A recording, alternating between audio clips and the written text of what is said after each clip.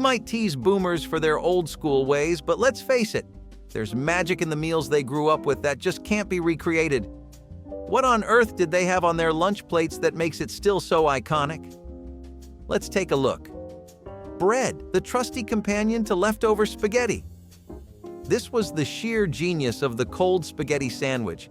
Just imagine a parent in the 70s who saw last night's noodles and said, "Oh, I'll just shove it in bread and that'll be lunch." But this was no ordinary sandwich. It was a balanced meal of assorted carbohydrates. Cold spaghetti is a flavor that's unique, to say the least. It's chewy, with that cold tomato tang, and just mushy enough to remind you this isn't how spaghetti was meant to be served. But shove it between two slices of white bread, and suddenly it is easy to eat on the go and only slightly unsettling. Silly as it seems, if you were feeling a bit classy, you would put in some Parmesan cheese to let it seep into the sauce-infused bread. That interesting combination had two worlds colliding. The sandwich was Italian-American ingenuity in action, where waste not, want not met who needs utensils. A cold spaghetti sandwich also made its way into the lunchbox. Plus, the look of a cold spaghetti sandwich made it one of the most memorable lunch choices in the cafeteria. If you ever feel the itch to travel back to the 70s, just take some leftover pasta and the last pieces of bread. It might not be haute cuisine, but it certainly brings back fond memories, providing a chunky comfort food that can make you wish for a soda pop and a leisure suit to complete the experience. Few dishes capture the spirit of fearless 70s cooking like deviled egg jelly salad. This magical gelato combines the creamy flavor of deviled eggs with the wobbly fruity flavor of jelly. And let's just say, it was an unforgettable experience. Imagine a towering mold of Jell-O, lime or lemon for the adventurous, or sometimes plain gelatin for those who wanted all flavor to come from the eggs themselves. Sometimes olives or celery are added for a pop of color to make it a bit surprising. Deviled egg Jell-O salad is a work of art both visually and conceptually. It can turn your candy into an appetizer. Make each forkful feel like you were eating a gourmet jelly shot. Creamy egg filling with mayonnaise, mustard, and paprika is the perfect combination, which provides a great contrast to sweet or tangy Jell-O. And when you bite into it, the soft dough has the strange feel of cold gelato, making each bite unique and delicious. It may seem like a relic of today's weird food era, but back in the day, deviled egg Jell-O salad was the ultimate party star. A dish that really said, "Look at me, I'm bold, wobbly, and maybe even a little disturbing." Now that's what 70s innovation is all about. The olive loaf and Miracle Whip sandwich, for the discerning palate that craved mystery meats and tangy toppings. For those who may not know, olive loaf is a processed ground meatloaf stuffed with green olive slices, which makes it look like bologna meat dotted with tiny green eyes. If you then add a dollop of Miracle Whip, the Tangier cousin of mayonnaise, you have a sandwich that was part culinary creation, part social experiment. Olive loaf together with Miracle Whip was an odd combination, but the two complemented each other in a way, kind of. Olive loaf was the unsung hero of 70s lunch meats. Its distinct briny taste, complemented by bits of olive, made it stand out in a deli lineup. Miracle Whip is a blessing for those who have overdone on salt, as it was used to bring out the flavor in each bite. Together, they created a sandwich experience that was salty, tangy, and just unforgettable. Children either adored or hated this particular combination, but one thing could be stated without a doubt: it always left an impression. Although the olive loaf sandwich is no longer popular among the young generation, it remains dear to the hearts of the people who braved themselves to take a piece of it to school back in the day. The Fluffernutter is the combination of two quite messy favorites, peanut butter and marshmallow fluff coming together to create this perfect sandwich. Imagine peeling back the bread to reveal that gooey marshmallow fluff swirled with rich, creamy peanut butter, an aesthetic masterpiece and a sugar rush all in one. This sandwich was shamelessly sweet, perfect with the marshmallow's light, cushiony texture and peanuts' saltiness. Fluffernutter enjoyed huge popularity in the 1970s. It was the kind of sandwich that left its mark on your fingers, cheeks, and possibly your shirt. That's what made it special. This was not a sophisticated lunch. This was a whole event. And don't forget the iconic pairing with a frosty glass of milk or a Capri Sun on the side.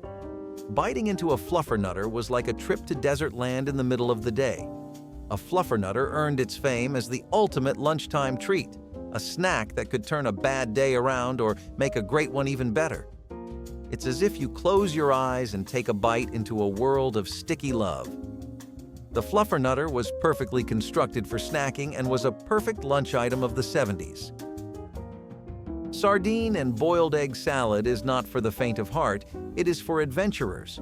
Imagine two flavor-packed ingredients: salty sardines and a high-protein, creamy, hard-boiled egg that comes with a dollop of mayonnaise. Add a few capers if you were fancy, and maybe a sprinkle of paprika, and you had a salad that was as daring as it was distinctive. Sardines have a strong sea flavor, giving them a salty taste, while hard-boiled eggs create a creamy, mellow texture.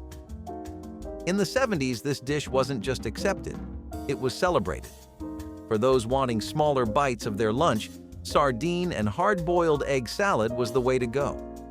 For some, it was an acquired taste, but for others, it was the perfect way to combine the powerful protein source of eggs with the omega-rich benefits of sardines.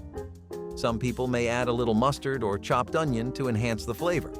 Although it may sound unconventional today, sardines and boiled egg salad were a favorite part of the adventurous 70s lunch menu, a reminder that sometimes the weirdest combinations can be the most satisfying, which is proof that the 70s knew how to flavor with flair. When you hear coins, you probably think of money, right? Well, in this case, you'd be wrong. Get ready for hot dog coins in baked beans. Picture this: a cooked hot dog cut into rounds and served in a pool of the sweetness known as baked beans. This dish became familiar in the 70s when moms had to get the most taste and with minimal work done. One distinct feature of hot dog coins is that they can so seamlessly mix with beans that you could be forgiven for thinking they weren't cut out for each other. The beans were normally a mix between sweet, savory, and thick. The hot dog, on the other hand, was salty and smoky and provided an extra level of flavor in every little scoop. Hot dog coins were also genius because they allowed kids to feel like they were getting something that was real, like meat and beans, and it was budget-friendly too, stretching that package of hot dogs to feed the whole family. Some people took it up a notch and for an extra pinch of glamour included a slight slice of cheese or a drop of ketchup. For those who remember it fondly, it's not just food. It's a memory of simpler times when dinner was cheap, easy, and surprisingly delicious. Who knew eating coins could feel so rich? Ritz crackers with Cheese Whiz explains an entire generation of Americans who had this snack in their childhood. Bright, gooey, neon orange cheese in a jar with the buttery, slightly salty Ritz crackers. Pure snack heaven. The 70s was a hit with easy, tasty snacks, especially those that involved opening a pack of shelf-stable cheese and putting it on a cracker. Cheese Whiz was introduced into homes as a cheese product that is a spread, a dip, or a topping. Basically, the Swiss Army knife of snack food. And let's face it, there's something oddly satisfying about spreading that glossy orange goodness onto a cracker, like edible construction paste. The best part? This was not just a snack, it was basically a party. There is nothing like a good smeared Ritz cracker with Cheese Whiz that could turn any after-school snack into a game of cards or a movie night. Children enjoyed the product's strong, salty taste, and adults could have a sense of sophistication serving the guest with a full plate of crackers accompanied by the appropriate round blob of whiz. Cheese Whiz itself has quite a history. Invented by Kraft back in the 1950s precisely to satisfy America's demand for easy-to-use dairy product substitutes. Some even incorporated it into casseroles and mac and cheese and even used it as a baked potato topping. But it reached the height of its popularity with crackers in the 70s. Nothing says 70s lunch like a Jell-O mold filled with maraschino cherries and walnuts. Imagine sparkling fruit-flavored gelato, which has a curious, almost neon hue with bright red cherries and crunchy walnuts hanging inside. It's like looking at a miniature aquarium full of culinary curiosities. Maraschino cherries and unnaturally red walnuts create an unexpectedly sweet and nutty combination. It's equal parts candy, art, and conversation pieces. especially with the classic jelly molds that sway back and forth like a moving masterpiece. But the appeal of molds doesn't stop at their beauty. Such Jell-O molds are a favorite at family gatherings. Have a snack and provide lunch. A signature of housewives who wanted to impress without fuss, the maraschino cherry, after all, was a post-war luxury, and walnuts added a touch of fancy. Together, they created a taste experience that was sweet, crunchy, and vaguely fruity. Sure, it may have been odd, but people loved the mix of textures and the sheer novelty. It was a dessert that looked fancy, tasted funky, and brought a bit of excitement to any table. Liver and onions with gravy was the lunch that separated the real adults from the kids. It was savory, intense, and loaded with nutrients. What more could a 70s parent want for their family? The liver, although it is cheap, is also rich in iron and vitamins that you need in a diet, and the taste is not bad at all. If you took a slice of liver, fried it with caramelized onions, and topped it with a robust beef gravy, then it was suddenly a satisfying main course that was also gourmet. Though some of the kids would have attempted to take this one to the dog, those who enjoyed it fully enjoyed it. The liver had barely detectable taste, which was slightly metallic, but that complemented well with the sweetness from the onions and the taste of the umami gravy.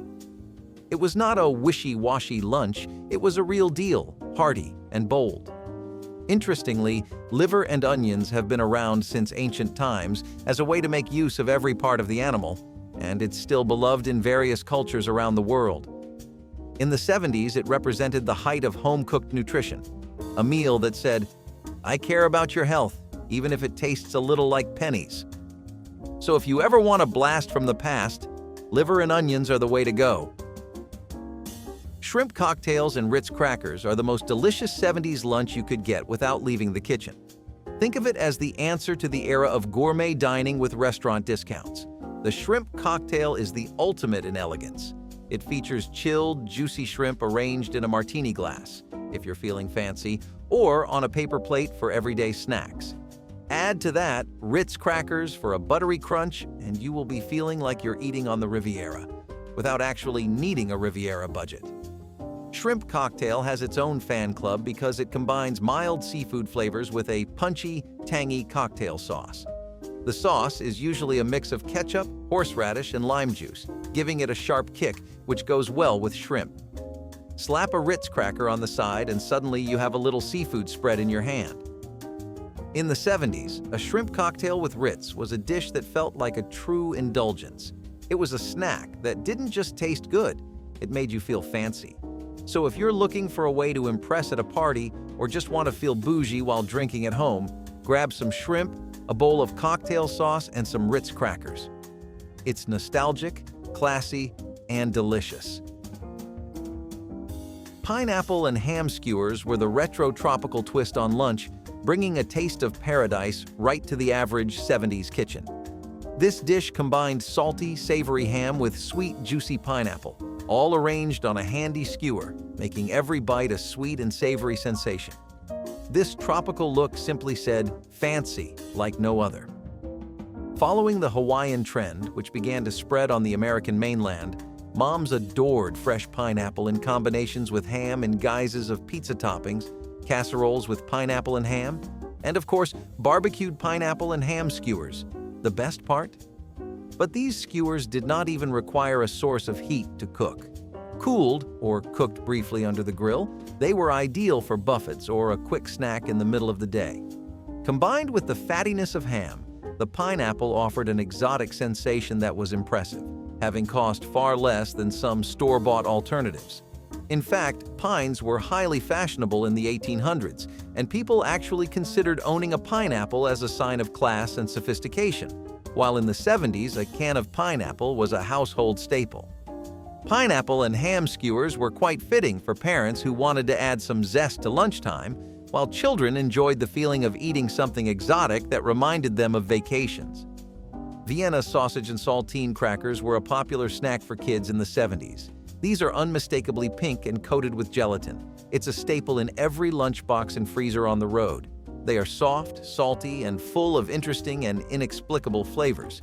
Just open the can and grab a packet of salt. You'll end up with a shelf-stable, portable, and satisfying snack.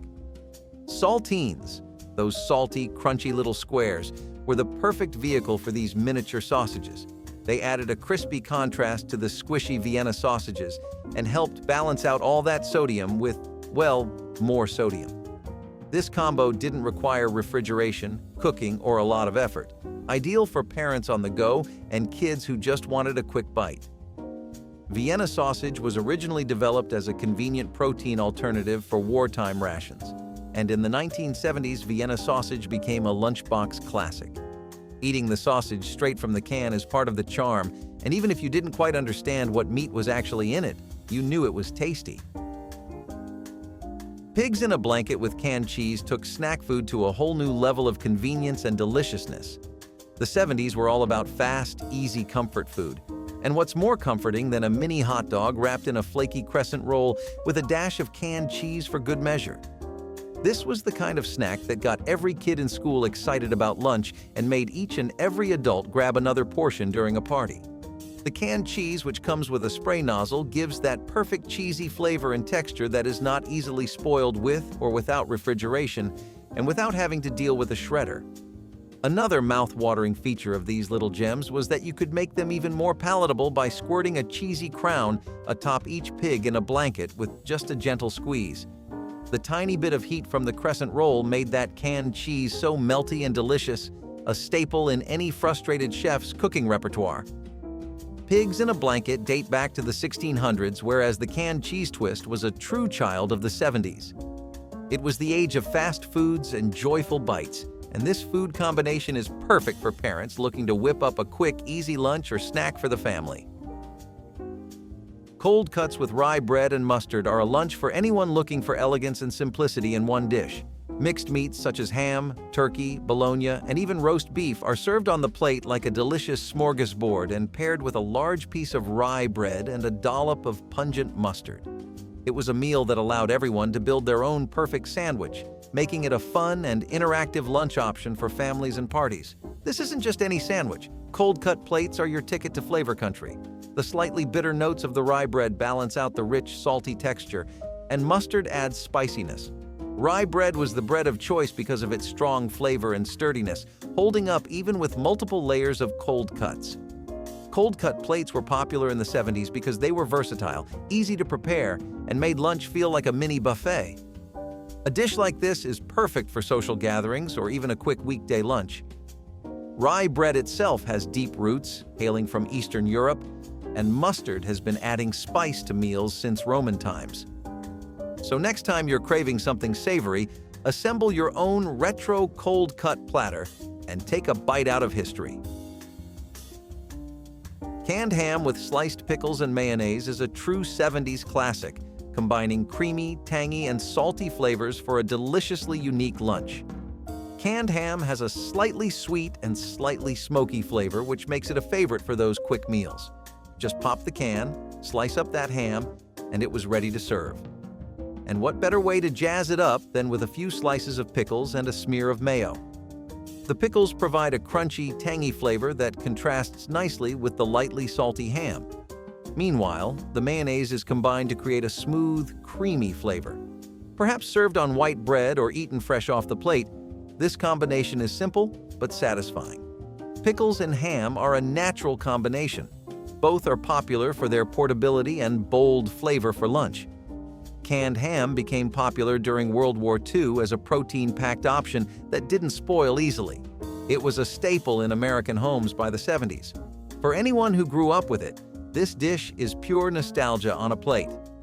Whether you were packing it for a picnic or just whipping up a quick lunch at home, canned ham with pickles and mayo was comfort food at its finest. Egg and olive salad on white bread is a quirky sandwich that combines creamy, tangy, and salty flavors in every bite. If you think egg salad is a simple dish, just add chopped green olives. You will have a taste that will tickle your taste buds. This sandwich emphasizes layers of flavor, like a rich egg yolk, smooth mayonnaise, and salty olive punch. It's like your ordinary egg salad adding a bit of personality and adventure. It's a popular choice because of its simplicity and protein-packed punch. In fact, pairing eggs with olives has been a staple of the Mediterranean diet for years. In the 70s, adding olives to egg salad became a trend. make lunch items ordinary. This is slightly international, and white bread is a must. The softer and fluffier the better. The eggs and olives help it shine and don't compete with the savory filling. Egg and olive salad has become a lunch, picnic, and favorite meal. It's easy to make in a big batch and satisfyingly delicious, especially if you secretly add mustard. So if you're ever feeling nostalgic, try this nostalgic mix and immerse yourself in the history of lunch from the 1970s. It's creamy, salty, and just the right amount to be memorable. Dipped clams with potato chips are the ultimate 70s snack that feels classy and fun. Just imagine opening a tub of dip, scooping out a spoonful of clammy goodness, and crunching into a potato chip. It was a taste sensation. Made with canned clams, cream cheese, Worcestershire sauce, and a squeeze of lemon, clam sauce is a snack that brings the taste of the sea into your living room. Potato chips were the perfect pairing. The crunchy, salty texture helps balance out the creamy, tart flavor. This was the era of big flavors, after all, and clam dip was something you could serve at any party and still feel a bit posh. This dip was inspired by clam-based seafood dishes that were popping up in United States restaurants, especially with the rise of seafood-centric cuisine on the East Coast. The clam dipping sauce is easy to make. No fancy equipment required, and it delivers on flavor, making it a popular choice for game days, gatherings, and movie nights. And if you loved seafood, this was a real treat. So, grab a bag of chips, dip some clams, and relive those old days with every bite. Creamy egg and cheese bread may sound mysterious, but it was a table staple in the 70s, especially for brunch or snacks. This bread is a dense custard mixture of eggs, cheese, and almost any vegetable. This loaf was a dense custardy blend of eggs, cheese, and often some vegetables, baked together in a loaf pan and sliced for easy serving. Imagine a cross between a quiche and a soufflé, but in loaf form. A creation that was hearty, filling, and packed with cheesy goodness. It's usually made with cheddar or Swiss cheese, eggs, and a little milk. This dish has a rich, spicy flavor that works for any meal of the day. Some people add paprika for a pop of color, or toss in ham or chopped veggies for extra flavor. Just delicious. It was all about those layers of creamy, cheesy egginess, perfect on its own, or paired with a green salad. Egg and cheese loaf was easy to make in big batches, slice up and serve, making it a natural choice for potlucks and gatherings. Plus, it stored well in the fridge, which meant leftovers could be repurposed for breakfast or lunch. Today, it's a throwback worth trying if you're craving some 70s flair along with some protein-packed nostalgia. Get out the pan, grab some cheese, and get ready for a delicious time warp. Raisin and carrot salad with mayonnaise looks like a strange mixture, right? But it was a 70s favorite. Bright, crisp, and surprisingly sweet, this salad combines grated carrots, firm raisins, and lots of mayonnaise to create a colorful and unique dish. It's a fun mix of textures, the crunch of fresh carrots, the chewy flavor, and the sweetness of raisins, plus the creaminess of mayonnaise. The secret lies in its simplicity. This is a salad that doesn't try to look fancy. It's both sweet and delicious. It was prepared quickly and was surprisingly satisfying. In fact, this salad is based on the traditional carrot salad, which was popular in American cuisine back in the 1800s. The 70s added a unique touch of mayonnaise to make it richer and more indulgent. Served at family gatherings, potlucks, and even as a side for lunches, this salad was loved for its easy prep and colorful presentation.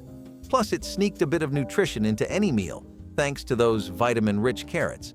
So if you're curious to try a truly retro combo, mix up some raisins, shredded carrots, and mayo. It's quirky, it's vintage, and you might just find yourself with a new old favorite side dish. Cottage cheese with pear halves and a maraschino cherry on top was a 70s lunch classic that felt fancy but took zero effort. Imagine a bed of cottage cheese halved with canned pears and crowned with a bright red maraschino cherry. This is a great snack or dessert, especially for those who want something that looks luxurious but doesn't break the bank. Pears add a slight sweetness to the soft, slightly tart cottage cheese. And that cherry? It's the pièce de résistance, which gives the dish extra color and sweetness. Cottage cheese was a popular staple in the 70s because it's high in protein and versatile enough for both sweet and savory dishes. Eating it with fruit makes it into a healthy snack. This dish isn't just about taste. It also makes you feel entertained. It looks like a work of art, straight out of a museum, especially when presented on a salad leaf or fancy plate. For many children, this is their first introduction to cottage cheese, and for adults, it's a quick, fuss-free snack that leaves you feeling full. So, if you want a taste of 70s simplicity with a touch of elegance, this is the dish for you. It's creamy, sweet, and timelessly quirky. While on the topic of cottage cheese, let's talk about cottage cheese with ketchup on toast. Cottage cheese and ketchup on toast is the it lunch for those craving a simple and wonderful creamy tart. This is not your typical snack. It's the flavor combinations that test your taste buds and give you something unexpected. Cottage cheese adds a creamy texture and mellow flavor, while the ketchup provides a sweet and sour taste that makes every bite memorable. This snack might sound quirky, but it was a hit for its ease and protein boost.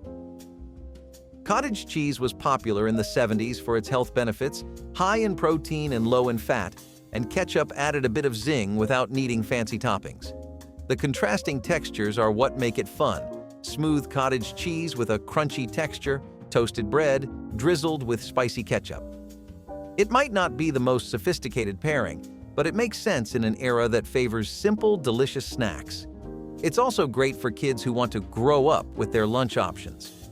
If you're looking for a quaint snack that's super easy to make, try cottage cheese and ketchup on toast, because every bite will taste like nostalgia from the 1970s.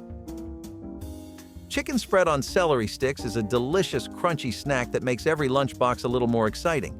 Picture shredded or canned chicken mixed with mayo, seasoned up just right, and then piped or scooped onto celery sticks. This snack was part protein-packed, part refreshing crunch, and totally easy to throw together, making it a favorite for busy families in the 70s. Celery sticks are the perfect medium for this hummus because they add the deliciousness of vegetables to otherwise indulgent fillings. Chicken is often seasoned with salt, pepper, and sometimes paprika or chopped pickles for a little extra flavor. The chicken was popular in the 70s as a versatile protein for sandwiches, salads, and casseroles, and this celery stick combo felt both light and hearty. This is a snack that doesn't require any equipment, plates, or even bread. So it's an easy, mess-free option for lunch or an after-school snack. Plus, the celery's crunch and mild flavor made it an ideal match for the creamy chicken spread. Today, it's a retro bite worth revisiting if you're after something nostalgic, tasty, and just a bit quirky. Bring back the 70s with a celery stick and some chicken spread. The peanut butter and banana sandwich with honey was a 70s favorite that combined creamy, sweet, and fruity goodness into one deliciously satisfying bite. Elvis himself popularized this combo, and it wasn't long before everyone else was hooked on the taste. This sandwich has different layers: creamy peanut butter, soft banana slices, and a drop of honey, all on classic white bread or even whole wheat if you are feeling health conscious. Bananas and peanut butter are a natural pairing, and the honey adds an extra sweetness that makes this sandwich feel like a snack. It's high in protein, potassium, and natural sugars. It is the ultimate energy supplement that both adults and children will enjoy. Peanut butter is already a lunchtime staple. Add bananas and honey, and you've got something special and dessert-like ready to be served. The texture is as good as the flavor. Gooey peanut butter, soft bananas, and slightly crunchy bread all work together. To this day, it's hard to find a more comforting combo, and it's still a great way to taste a slice of 70s lunch nostalgia. Try one, and you'll see why this was a boomer favorite. A cold meat and cheese platter with pickles is a lunch that feels elegant and simple. Think sliced ham, salami, and bologna paired with cheddar, Swiss, and Havarti cream. It's all laid out on a plate with featured vegetables thrown in for good measure. It's a 70s version of charcuterie, minus the wooden platter and the fancy name. Pickles add a tangy crunch that cuts through the richness of the meat and cheese. Cold cuts, on the other hand, provide protein in a portable, easy-to-pack format. This lunch was popular because no cooking was required. Just put it together whatever is in your refrigerator. This made it ideal for families and kids who like the variety in their lunchbox. often served with crackers or crusty bread, this meat and cheese platter was perfect for picky eaters and hungry parents alike. And pickled veggies added a punch of flavor. Think pickles, olives, and even pepperoncini, which made everything feel a bit more sophisticated. This lunch is as versatile as it is delicious and can also be used as a snack or a light meal. Bring back the classic with your own cold cuts, cheese, and pickles for a fun retro lunch. Cold pasta salad with Italian dressing is a colorful lunch that everyone loves. Think rotini or macaroni mixed with bell peppers, cucumbers, and cherry tomatoes, and other crunchy vegetables, all tossed in a zingy Italian dressing. That looks delicious. This pasta salad was light yet satisfying, thanks to the pasta's carbs and the dressing's acidity. Italian dressing was a household staple in the 70s, and it worked perfectly to bring all the flavors together. Often, people added diced cheese, olives, or even sprinkled some parsley for extra flavor. Cold pasta salad was as easy to customize as it was to make, and it held up well in the fridge, making it a convenient lunch option. Not only does this salad have a great sour taste, but it also doesn't need to be heated, so it's perfect for a packed lunch or summer picnic. Pasta salad is popular because it combines the fun side of pasta with the freshness of salad, all of which are prepared in an irresistible way. It's still a nostalgic dish, and with one bite, you'll taste the vibrant, fun side of the 70s lunch scene. Known affectionately as a hot dish in the Midwest, the tater tot casserole is a quintessential example of American comfort food. It was popularized in the 1950s as a convenient way to create a hearty meal with minimal ingredients. The casserole consists of a base layer of ground beef seasoned with onions, a binder of condensed mushroom or chicken soup, a layer of canned or frozen vegetables, and a top layer of crisp tater tots. As it bakes, the tater tots form a golden crust, providing a crunchy contrast to the creamy, savory mixture below. The casserole's popularity also demonstrates the post-war American innovation in using processed and prepackaged foods to save time in the kitchen, a trend that mirrored the nation's growing emphasis on convenience and efficiency in everyday life. Slices of cold meatloaf on bread created the cold meatloaf sandwich. Sounds simple enough, right? Nailing the contrast between the different flavors at work here is actually what packs this sandwich's flavorful punch. In your preparation, take care to preserve the moisture as much as possible. Also, for the love of God, please use loaf pans. They keep your loaf so much more stable. Now you can also throw in some pork, an egg, meat of your choice, garlic, and cook it in butter to really get a meal going. Leftover meatloaf folded into a sandwich has been a USA staple probably since the days of the Founding Fathers. But don't close your mind to all you can really do with it. Macaroni and cheese with tuna emerged as another budget-friendly lunch that delivered a unique taste to people. Inspired by tuna noodle casseroles, this dish was a seafood take on the classic macaroni and cheese. All people had to do was buy cheap canned tuna from the market and combine it with homemade macaroni and cheese. And in a few minutes, you had a filling meal. Considering seafood prices were roaring during the early 1940s and 1950s, tuna macaroni and cheese was adopted by people as a favorable lunch alternative to seafood items restaurants were serving. Soon enough, lunch tables across the states were using canned tuna as the main protein that enhanced the taste of their macaroni and cheese. Eventually, the food started losing fans as fresh seafood became cheaper in the states due to increased production. This led to a negative impact on the sales of canned tuna, and so tuna macaroni and cheese vanished from family tables. Back in 1958, Vince DeDomenico decided to bless us with rice-a-roni, branding it as the San Francisco treat. This nifty dish combines rice and vermicelli, browned up in butter, then simmered down in a savory broth. Talk about a tasty side dish that clicked with American families. The big sell was how versatile and easy it was to make, perfect for the fast-paced lifestyle folks were leading. With a lineup of flavors like chicken, beef, and Spanish, there was something for everyone. The catchy jingle from its commercials, Rice-A-Roni, the San Francisco treat, helped cement its place in American culture. The best part? Just sauté and simmer. Even though its heyday has seen a bit of a dip with the rise of health-conscious eating and more quick-prep meal options, Rice-A-Roni still stands out as a hallmark of culinary creativity from back in the day. Ever heard of a peanut butter and pickle sandwich? While both pickles and peanut butter are popular choices for bread-based goodness nowadays, there was once a time when people mixed the pickles into the peanut butter to make a sandwich. Around the 1970s, the peanut butter and pickle sandwiches really started taking off, particularly dill pickles. Something about the spice and tang of a pickle added a lot of character to a basic peanut butter sandwich. It helped that a sandwich loaded with vegetables was always more filling. On a budget or on an energetically challenged day where you cannot get yourself out of bed, this sandwich worked wonders for the masses. We definitely want this one back in lunchboxes and fridges in many states like the good old days. Pickles come in pairs with olives, so it is only right to mention cream cheese and olive sandwiches next.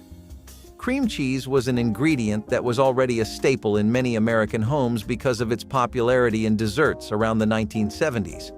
Olives are, well, olives, and if you do not have a bottle always ready to go, you need to reevaluate your grocery shopping list for this month.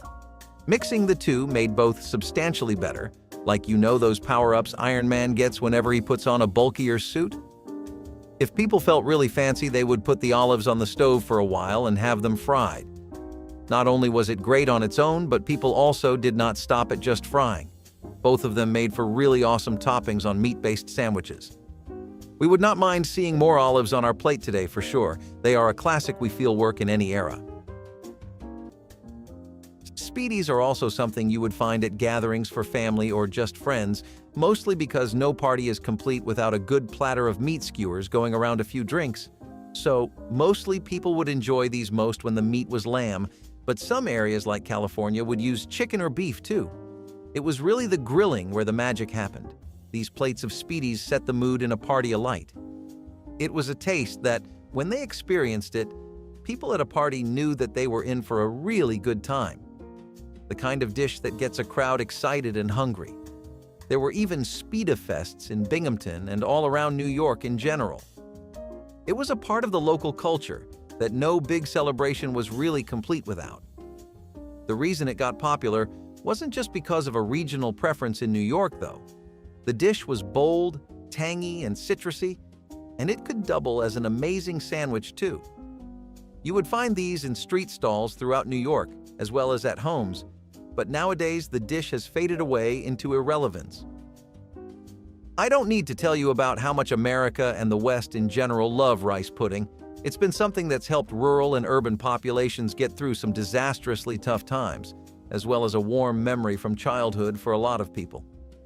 One variation of the classic rice pudding was a ham and cheese quiche, which gained prominence in American kitchens in the 1970s, is a refined yet simple dish, originating from French cuisine but fully embraced by American bakers. This savory pie combines a flaky pastry crust with a luscious filling of eggs, cream, diced ham, and shredded cheese, often Swiss or cheddar for extra flavor. The quiche is baked until the egg mixture sets into a creamy custard, perfect for slicing. It became popular not just for its delicious taste, but for its adaptability to various dining occasions, from brunches to dinner parties. The dish's versatility extends to the kitchen, where variations might include different types of meat, vegetables, or cheeses, depending on the cook's preference or the ingredients on hand. Moreover, the preparation of quiche contributed to its status as a dish that could be dressed up for guests or scaled down for a simple family meal. Sliced bananas with mayo on white bread. This banana and mayonnaise sandwich is a bit of a wild card for sure, but keep an open mind because the South definitely does, which is where this interesting creation finds its origins. Typically, a lot of comfort food comes out of the southern USA. As you may have guessed, preparing this is as simple as taking candy from a toddler. Now I know what you're thinking. Bananas and mayo sounds worse than water and oil. However, there's a reason it comes into comfort food. All you need is a sliced banana, 2 slices of fresh bread, and a good spread of mayo. Maybe not the best you'll ever have, but what's the downside? Give this forgotten experiment a try and see if it's up your alley. The taco salad, which emerged as a popular dish in American cuisine in the 1960s, is a notable example of Tex-Mex culinary fusion. The typical taco salad starts with a crunchy tortilla bowl filled with lettuce, seasoned ground beef, shredded cheese, diced tomatoes, and black olives, finished with dollops of sour cream and salsa. This dish illustrates the adaptability of Mexican cuisine to American tastes, incorporating more cheese and sour cream than traditional Mexican salads. Taco salads became particularly popular in the 1980s, often served at gatherings and potlucks due to their customizable nature, which allowed guests to tailor the toppings to their preferences. Taco salad's popularity also coincided with a growing interest in more casual dining experiences at home, where families and friends could interact in more relaxed settings. Cooked chicken livers mixed with onions and spices came together to create the chicken liver sandwich. Now, out of all the ones on the list, this one has probably stood the test of time the most rigidly. You'll still find it in the odd bistro or cafe here and there. Preparing it is a bit of work, but for those who want to expand their sandwich arsenal, this is a worthy addition. You'll need celery, red onions, curry powder, salt and pepper, and lettuce of your choice. Once you've mixed your meat with your vegetables and spices, it's time to get cooking in a 350-degree skillet and mix well. Once it's all ready, assemble your sandwich and see just why this was so popular around the 1940-1960s. This festive dish, emerging in American culinary circles in the mid-20th century, cleverly combines the contrasting flavors of sweet pineapple and savory cheese.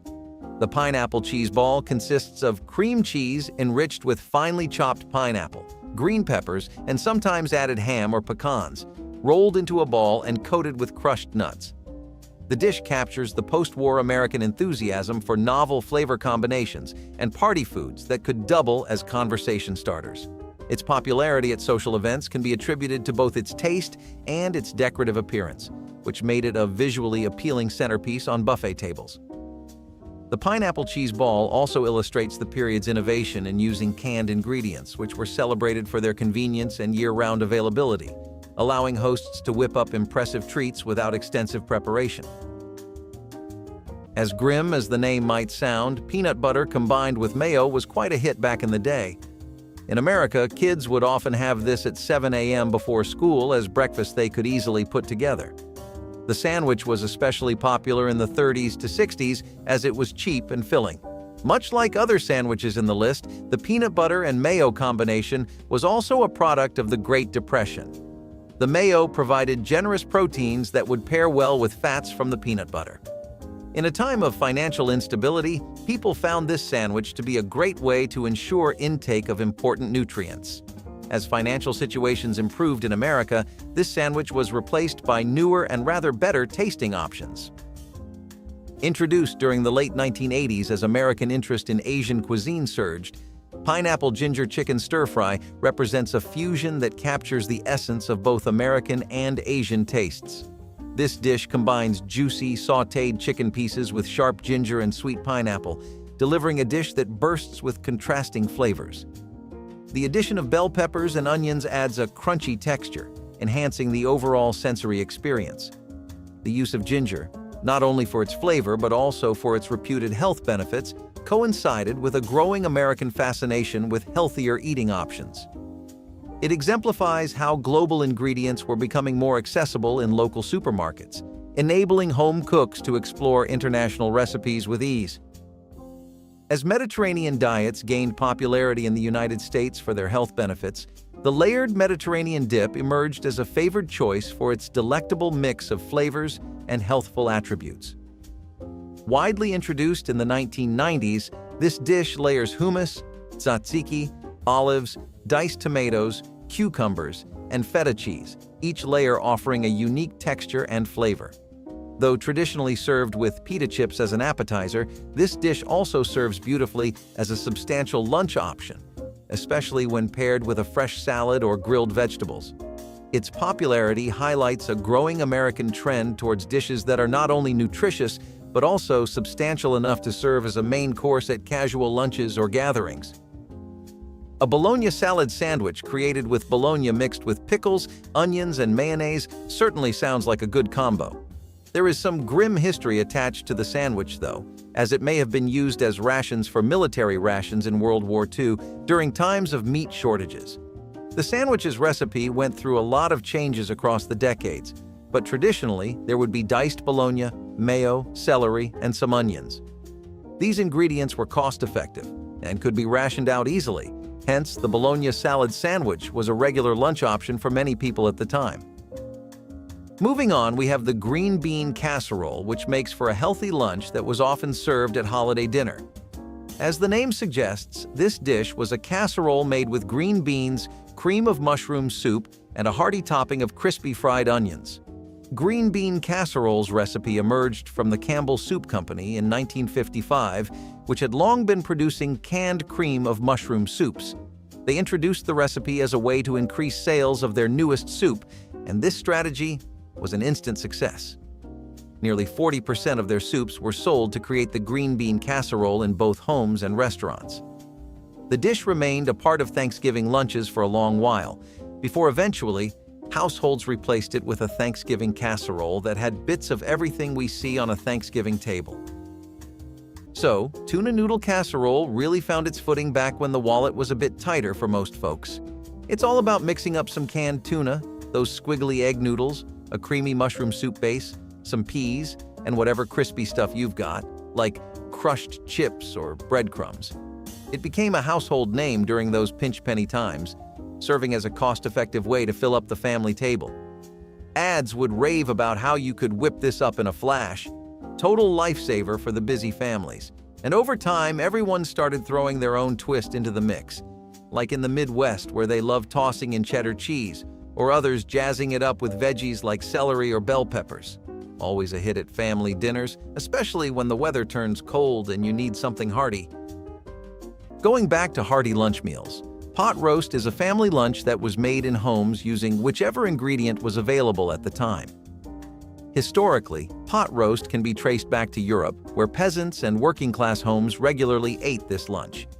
Made using tougher cuts of meat and commonly available vegetables, America adopted this recipe as their own during the Great Depression. Economic perils allowed for pot roast to be a part of lunch tables, as people would use just about any vegetables and protein they could find. The most popular recipe was slow-cooked beef with carrots and potatoes topped with gravy. With the economic situation in the States improving, pot roast lost significant popularity amongst consumers as necessity was no longer something they had to factor into their cooking. Creamed chipped beef, often fondly referred to as SOS by those who've served in the military, is a simple dish of dried beef in a white sauce, typically spooned over toast. This dish's nickname, "shit on a shingle," comes from its appearance and was a humorous yet endearing term used by service members. It gained fame in military settings for its straightforward, filling nature, making use of economical ingredients to feed many mouths. Despite its practical roots and comforting taste, its appeal has dwindled in civilian life, where fresher, zestier flavors are now in vogue. The modern palate tends to favor dishes that are lower in sodium and fat, moving away from heavier, cream-based comfort foods in favor of lighter, more nuanced culinary options. Pimento cheese really kicked off in the early 20th century, thanks to some clever innovations in the U.S. dairy industry. It's a simple mix: grated cheddar, pimento peppers, and a dollop of mayonnaise, creating a spread that's both creamy and has a nice kick from those sweet peppers. This spread really took off in the South, where pimentos were as common as sunshine, becoming a go-to for sandwiches, celery fillers, or slathered on a burger at a backyard barbecue. The thing about pimento cheese is its adaptability. Over the years, folks have jazzed it up with jalapenos, onions, or a dash of smoked paprika, catering to all sorts of taste buds. While its star has dimmed a bit, overtaken by the surge in artisanal cheeses and spreads, it once ruled the roost at Southern gatherings, perfectly complementing the comfort food vibe. Fast food gained a lot of popularity in America during the 1940s, so it is not surprising that chili cheese dogs are next on our list. Hot dogs topped with homemade chili and melted cheese were sold at just about every roadside cart to people looking for a quick lunch. Best for workers who had short breaks, chili cheese dogs were the perfect balance of spices and flavors that would satisfy their hunger. In fact, the common man took such a liking to these hot dogs that several variations of a chili cheese dog recipe was released to the public in cooking sections of the daily newspaper. Soon after, chili cheese dogs were a comfort lunch served at family tables, with each house adding whichever toppings they preferred. You will not see this food served during family lunches anymore because hot dogs today are reduced to their value as being a roadside food. Now, beef stroganoff is like a warm hug from the past. This dish hails from 19th century Russia, dreamt up by a chef who worked for the Stroganoff family. When it hit American soil, it quickly became a household favorite, particularly beloved in the 50s and 60s for its exotic yet homey vibe. It's all about those tender beef strips swimming in a creamy sour cream sauce, often jazzed up with mushrooms and onions, and served over a bed of noodles or rice. Perfect for anything from a casual family dinner to a more decked-out gathering. Although it's not as prevalent as it once was, likely due to folks leaning towards lighter meals, beef stroganoff still shows its face around the globe, tweaked here and there to suit local tastes. When Spam was stocked up on the shelves of grocery stores, Americans used it to create their favorite lunch, a Spam sandwich. Spam, spicy and ham nicknamed thus, was sold as canned processed meat in markets where it found unprecedented success due to the great taste and cheap price tag. Eating processed meat on its own, however, was not as appealing as creating a sandwich was, and hence Spam sandwich was invented. People would either fry or grill Spam and sandwich it between bread with various condiments to ensure the lunch would not taste dry. Immediately, the masses took a liking to the cheap lunch. Just about anyone could cook up a Spam sandwich and please their stomachs during lunchtime. The sandwich remained popular until Spam started developing a bad reputation for having twice the amount of recommended fats for a healthy diet.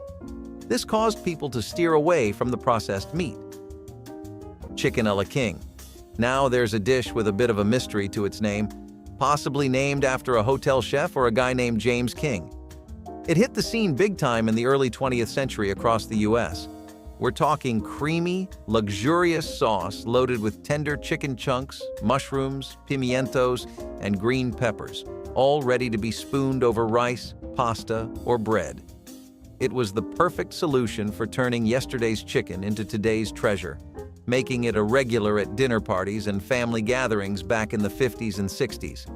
As tastes have evolved towards faster, lighter, and more varied dining options, chicken a la king isn't the staple it once was, but it still gets some love around the world, tweaked to fit local flavors and preferences.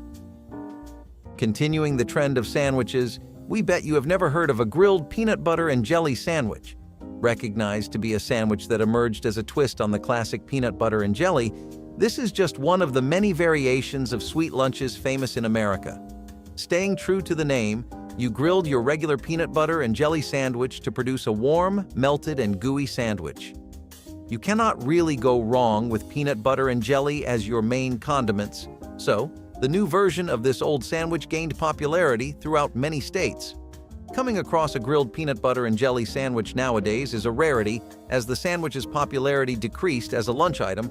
This is due to how time-consuming grilling the sandwich was. Picture this: New York, 1896, the swanky Waldorf Astoria Hotel, and there you have the birth of the Waldorf salad. This crunchy mix of apples, celery, and walnuts all tied together with a creamy mayonnaise dressing became a hit for its refreshing simplicity and elegance. It was Oscar Cherky, the maître d'hôtel, who is credited with creating this iconic dish, which has no lettuce despite being a salad. It's the kind of dish that added a touch of class to any gathering, easy to whip up but sophisticated enough to impress. Over the years, folks have played around with the ingredients, throwing in grapes, swapping mayo for yogurt, or adding a sprinkle of chicken to bulk it up. But as culinary scenes expanded, the Waldorf salad started appearing less frequently, edged out by a parade of new salads flaunting global flavors and lighter dressings.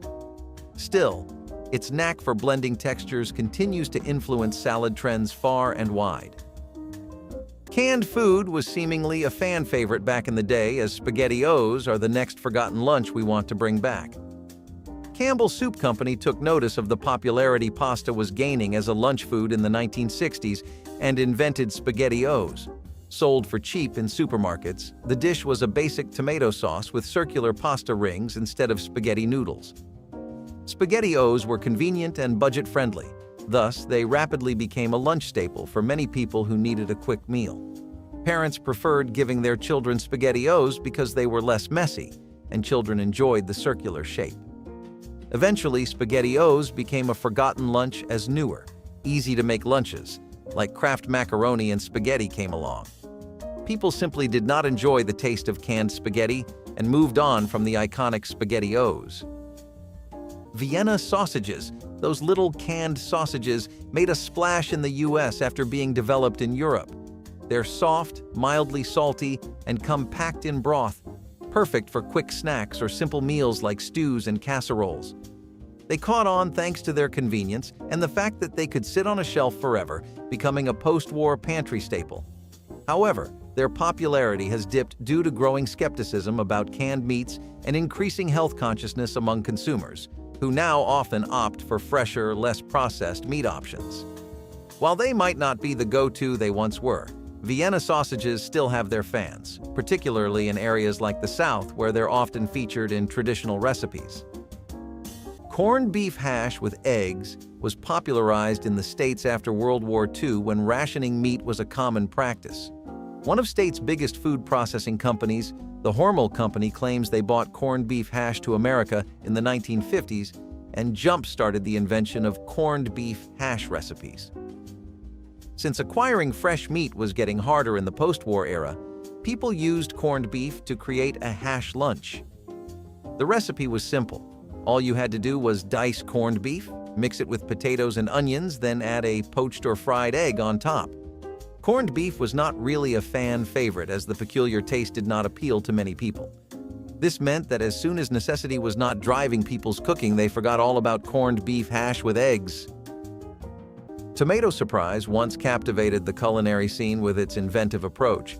Tomatoes hollowed out and filled with everything from tuna to chicken salad or rice blends, served up chilled. This dish thrived in the 50s and 60s, where hosts at home parties loved the visual appeal and refreshing taste it offered. The tomatoes had to be just the right firmness to cup creamy interiors that contrasted beautifully with their acidic walls.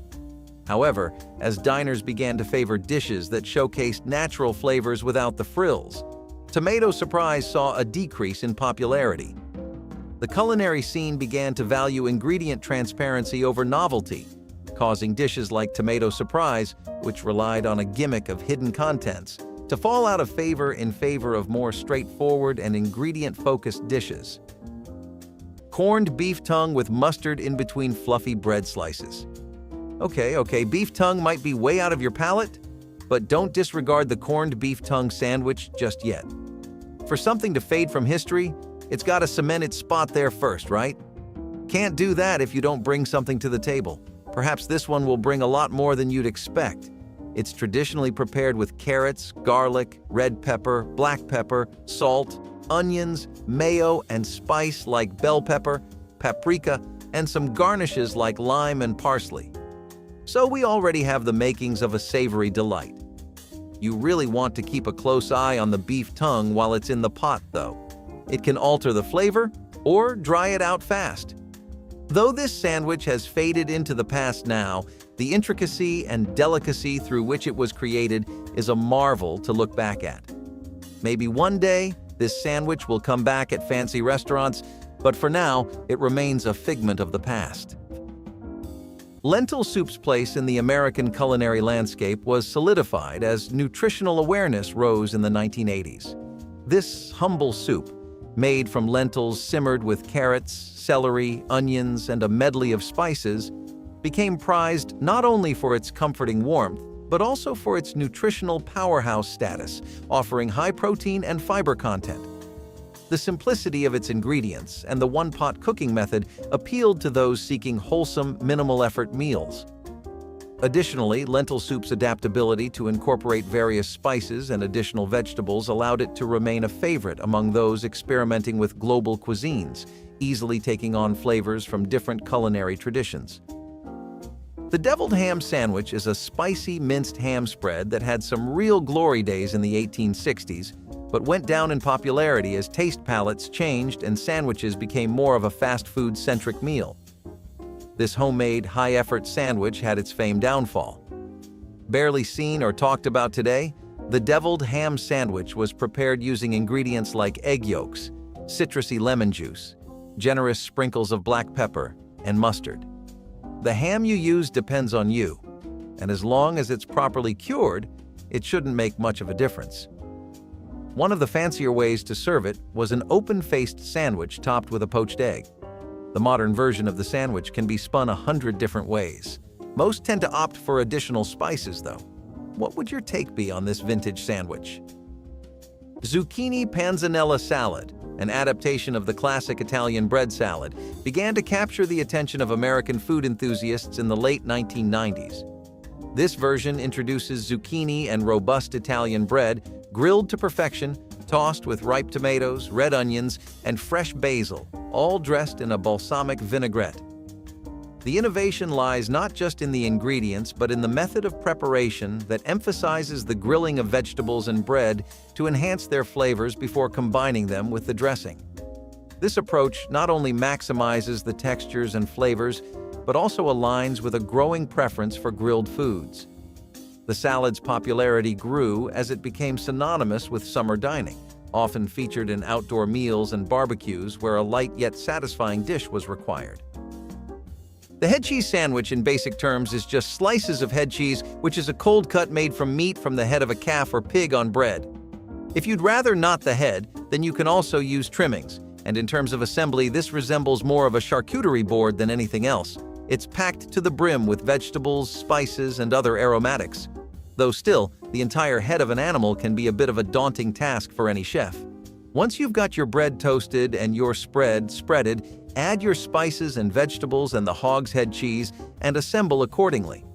If you actually manage to pull it off, this is definitely a vintage worth getting your hands dirtier than usual. The bacon and peanut butter sandwich was one that caught our eyes the most.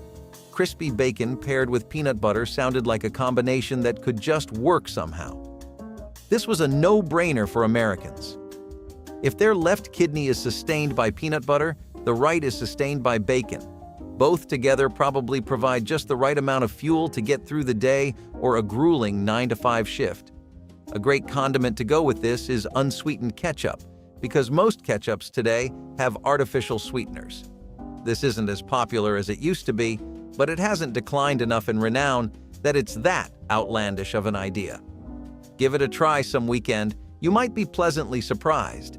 Sautéed or caramelized onions provide just the right complementary flavor to the crispy bacon, while also not overloading your taste buds because of the peanut butter.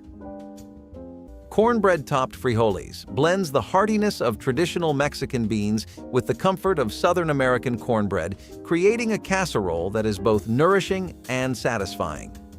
This dish layers seasoned beans, often pintos or black beans, cooked with peppers, onions, and spices, topped with a layer of cornbread batter that bakes into a crusty topping.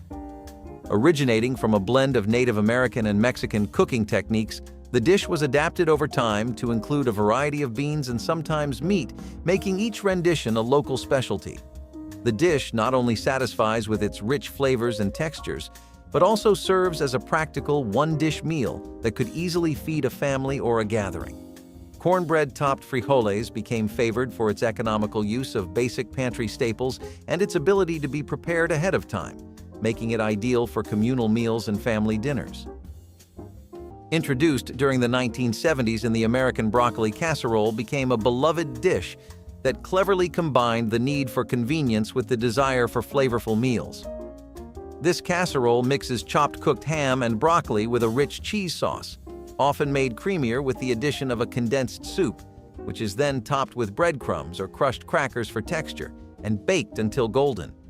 This dish exemplifies the era's ingenuity in using readily available, often pre-processed ingredients to create a dish that could serve as a one-pot meal, reducing both preparation time and cleanup. It became particularly favored for its versatility, allowing variations such as substituting chicken for ham or adding different vegetables, thus catering to a range of palates and pantry contents. The casserole's popularity surged as it appeared in magazine spreads and cooking shows, often recommended for its ability to double as a dish suitable for both weeknight family dinners and social gatherings. A rather repulsive combo for some and appealing taste for others. The anchovy paste sandwich is a savory spread made from anchovy paste. This is less of a sandwich and more of a versatile condiment, but it does work extremely well on sandwiches, especially because the bread balances out the anchovy's taste. Historically, anchovy paste has always been used to give flavor and some pros to your health, but in the USA, it picked steam as a spread for sandwiches. You can spice this up with fried eggplants, tomatoes, chopped chicken chunks, a salad dressing, or anything you can imagine. This is one of those sandwiches where every time you try it, you can experiment. Similar to Spam sandwiches, fried luncheon meat sandwiches also used processed meat to create a comforting lunch. Luncheon meat was the name given to cold cuts of meat that included cooked, sliced, deli, and sandwich meats. During World War II, strict rationing of fresh meat prompted the population to find solace in luncheon meats. Necessity led to the creation of a sandwich made with fried slices of luncheon meat, topped with any vegetable or condiment available at the time. Luncheon meats had a long shelf life and required little to no cooking preparation, allowing people to conveniently assemble multiple sandwiches for lunch and keep their bellies full. Ultimately, the sandwich became a part of American cuisines and family diets, which allowed it to be popular even after meat rationing was reduced. Luncheon meat's fame declined only when health concerns were raised in regards to the sodium and fat content in processed meats. Pickled beet eggs are a striking dish made from hard-boiled eggs pickled in a mix of beet juice, vinegar, sugar, and spices, turning them a vibrant purple. Rooted in Pennsylvania Dutch cuisine, these eggs were a popular way to preserve and add a kick to the humble egg. They're memorable for their bold color and tangy taste, often popping up in diners and potlucks, especially where traditional preservation techniques were valued. But as home pickling waned and palates evolved towards fresher, more global flavors, pickled beet eggs started to fade from the mainstream. Though once a staple during festive holidays like Easter and a showpiece in buffet spreads, their traditional charm has been overshadowed by more modern culinary trends. Bologna and potato salad sandwiches were just as effective at getting the entire family on the table and doubling as the perfect school lunch for your kid. Grade 5 or high school, none of that mattered, because even adults well into their career enjoyed these. People working long jobs would pack a bologna and potato salad sandwich in their backpack to ensure all their food needs were met. Often you would come into a home around the afternoon and find kids glued to the TV with a bologna and potato salad sandwich in hand. Mixing in some chicken chunks or chips would only upgrade an already stellar dish, and we definitely want potato salads and this sandwich to make a comeback. Hot dog sandwiches are perhaps one track off of the 70s greatest hits album that we most want to see live with front row seats. In an era where they faced incredible competition since hot dogs were already dominating street food, these ruled. You had everything that was in your typical hot dog, including the relish and the mustard mixed with sliced dogs. And honestly, this led to a lot more creativity. People only have so much space to work with in a typical hot dog. A sandwich, on the flip side, is a much better culinary canvas. Chefs could specialize with fried onions or different sauces, mixing and matching to their heart's content. No surprise that this got so popular back then, but it unfortunately could not last the long haul despite how much we desperately wish for them to pop back up. Pickled pig feet might make you cringe right now, but they were quite the lunch in the southern USA. Simply put, the lunch was a plate full of pig feet that had been pickled in vinegar and spices. Some might have eaten pickled pig feet as part of larger meals like soups or stews, but it was not uncommon for people to snack on them as it is. Historically, pig's feet used to be considered an upper-class delicacy, but with the commercialization of processed food, pickled pig feet became available at local supermarkets. This opened the delicacy up to several people who had never thought of such a lunch existing. Though pig feet remained a staple lunch in southern states, it was inferred that the taste was not why people stocked up on the food, rather it was because they were sold for cheap in markets. Children definitely disliked the jelly-like vinegary taste, So it makes sense that the food started vanishing from shops during the 2000s as fewer people bought pickled pig feet. Equally offensive to most conservative taste palates were pineapple and cheese sandwiches. As of 2024, it is a well-established fact that the West and pineapples have had a very troubled relationship. Pineapples try their best for America, and America acts like an alcoholic husband that cannot notice his wife even on their anniversary. Back in the 70s, this was still a new culinary ground people were treading, just like ham and banana sandwiches.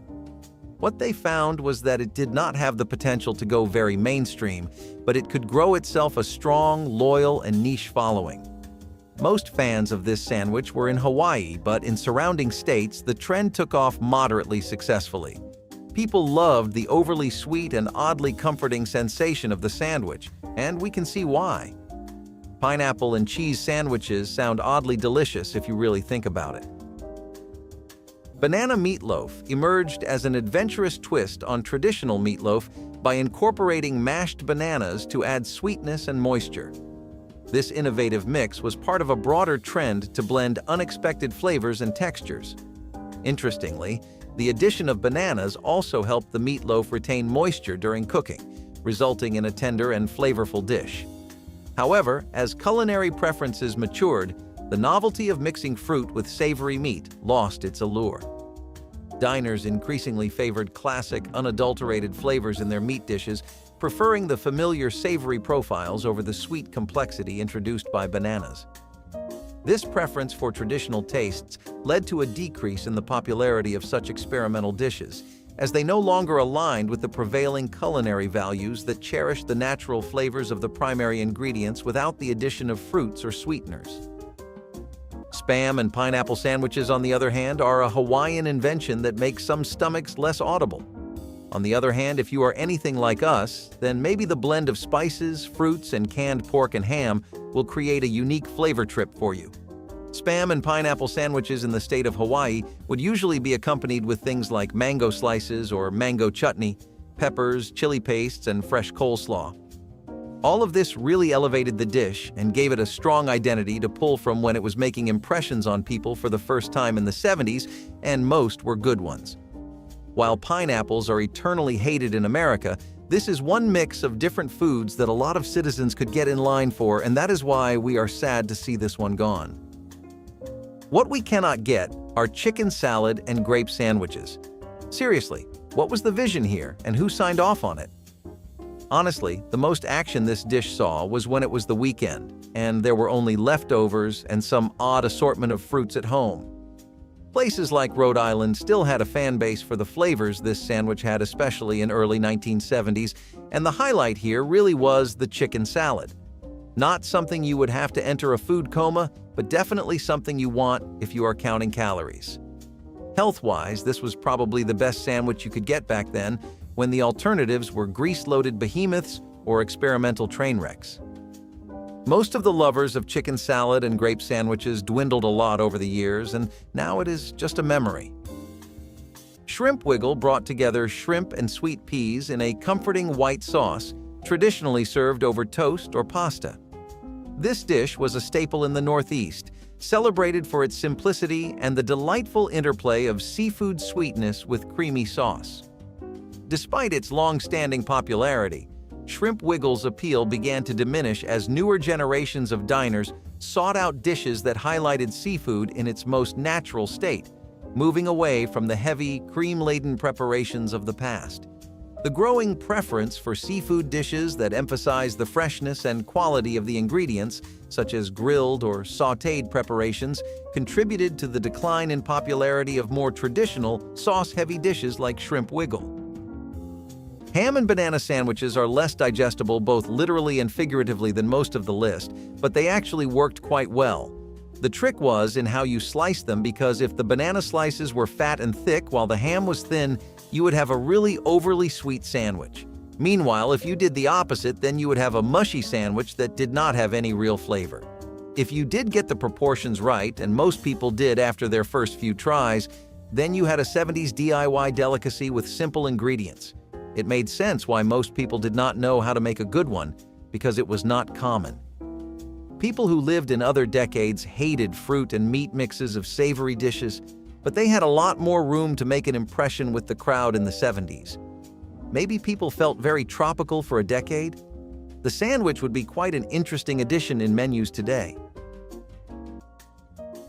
You hear the name rumaki and you might start thinking about some pretty exotic dishes, but it's actually more of a humble appetizer that picks a few flavors and does them really, really well.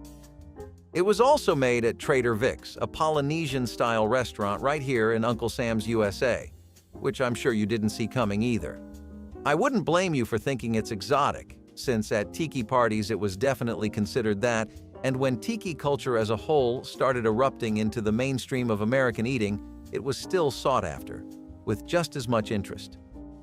The dish itself also makes use of some things that aren't familiar, and some that are, like chicken livers, water chestnuts, and bacon. It was a really good hors d'oeuvre that boomed in popularity after the World War II era, though you'd be pretty stumped if you tried to go out and look for it today. Still, it's kind of sad we can't go out to parties and experience chestnuts and crispy bacon anymore, wouldn't you agree? Or is tiki cooking not really up your alley?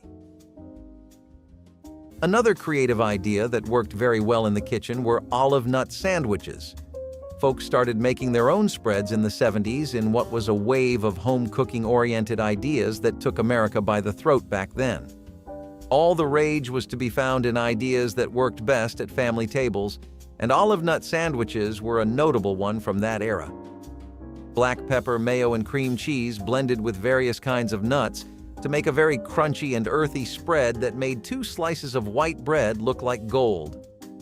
Olive nut sandwiches honestly took every ingredient that was used in them to another level. Not one participant in this dish was better on its own, and that is what references from the early to the late 70s say all around the States. Definitely a better and much more imaginative way of getting your protein intake that we want back in today's menu.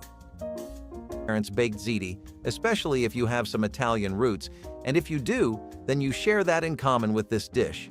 Right from the streets of Italy, immigrants first brought this dish over in the middle of the 19th century throughout the early start of the 20th one, so it had a lot of time to become something that people could love and associate with the finer things in life. People had a lot of time by the mid-20th century to try this dish, and plenty of families had passed their own secret baked ziti recipes down. The baked ziti really hit its highest highs during that time period in the 1950s to the 1970s, and it was something you could enjoy at both a potluck and a fancy at-home date. It was a staple of Italian-American cooking, and you could even find it at weddings. I, for one, think that really speaks to how popular the dish was, but what's your experience with this dish? And if you don't have any yet, is it something you'd ever try out? Now here's something that started out in the bleakest of times but quickly became a sensation throughout America, even after the Great Depression ended. You can't ever beat liverwurst and onion sandwiches were some of the least popular lunches introduced by local shops as a lunch option. Liverwurst was a variant of liver sausages that were cooked and paired with onions served on rye bread. Sounds unappealing, right? Well, that was the general consensus of everyone who ate this food in America.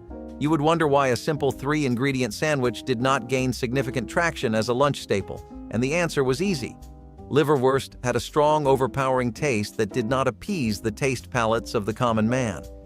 This was especially common in New York, where local delis started removing liverwurst sandwiches from their menu because of how disliked they were.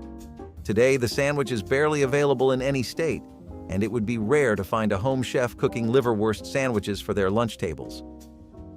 Yet another sandwich made using cold cuts were head cheese sandwiches. Where the sandwich originated from is unclear, however, food critics trace head cheese or meat jelly back to Europe. Beware, as this cold cut is made from unusual ingredients, including the flesh and meat from the heads of calves or pigs. Yes, that is where head cheese gets the name from. This cold cut is paired with mustard and pickles, then served cold on a slice of bread as a lunch food for those looking for an interesting sandwich. European immigrants brought head cheese with them to America, and much like the liverwurst sandwich, head cheese was not well received by locals. As the meat jelly was introduced in markets, many locals bought it as the price was economical, and they could try out a new dish. But the taste was so unlikable that people decided to not make this lunch a regular food, and head cheese was effectively forgotten. Pineapple chicken is a sweet nod to the mid-20th century love affair with combining fruit and savory elements in one dish. It features juicy chunks of chicken cooked with pineapple and bell peppers, all doused in a tangy sweet sauce made from vinegar, brown sugar, and soy sauce. This fusion reflects the period's fascination with Hawaiian and Polynesian cultures, which influenced many American culinary trends. This dish was all the rage, bringing a bit of tropical flair to the dinner table with its vibrant colors and bold flavors. However, as culinary trends shifted towards more authentic and less sugary interpretations of ethnic cuisines, pineapple chicken's popularity waned. These days, the preference for subtler, more balanced flavors means dishes like this are less common, though it still pops up at family gatherings or potlucks. Green tomato pie is something that'll have you running back for seconds. First off, you gotta hand it to whoever made this dish for their ingenuity. It's not every day you get a banger of a dish that actually is centered around making the green tomato shine out of everything else, but Southern home cooking will do that for you. Charlotte's green tomato pie in particular makes use of some typical Southern spices like cinnamon and nutmeg and unripened green tomatoes, and has you making a pie that'll rival even the best apple ones you could find at bakeries. Green tomatoes have an especially great harvest during the fall, so that's when this dish would see the most mileage. You would find houses all over the South constantly making green tomato pies, and this specific pie is an example of how you don't need anything fancy to create something that can get everyone at the table. You know what's even funnier? This dish is one of the best things to come out of mock cooking because it was made to imitate mock apple pie and mincemeat pies. An imitation of an imitation ends up giving us something that was a big part of Southern culture. Who would have thought?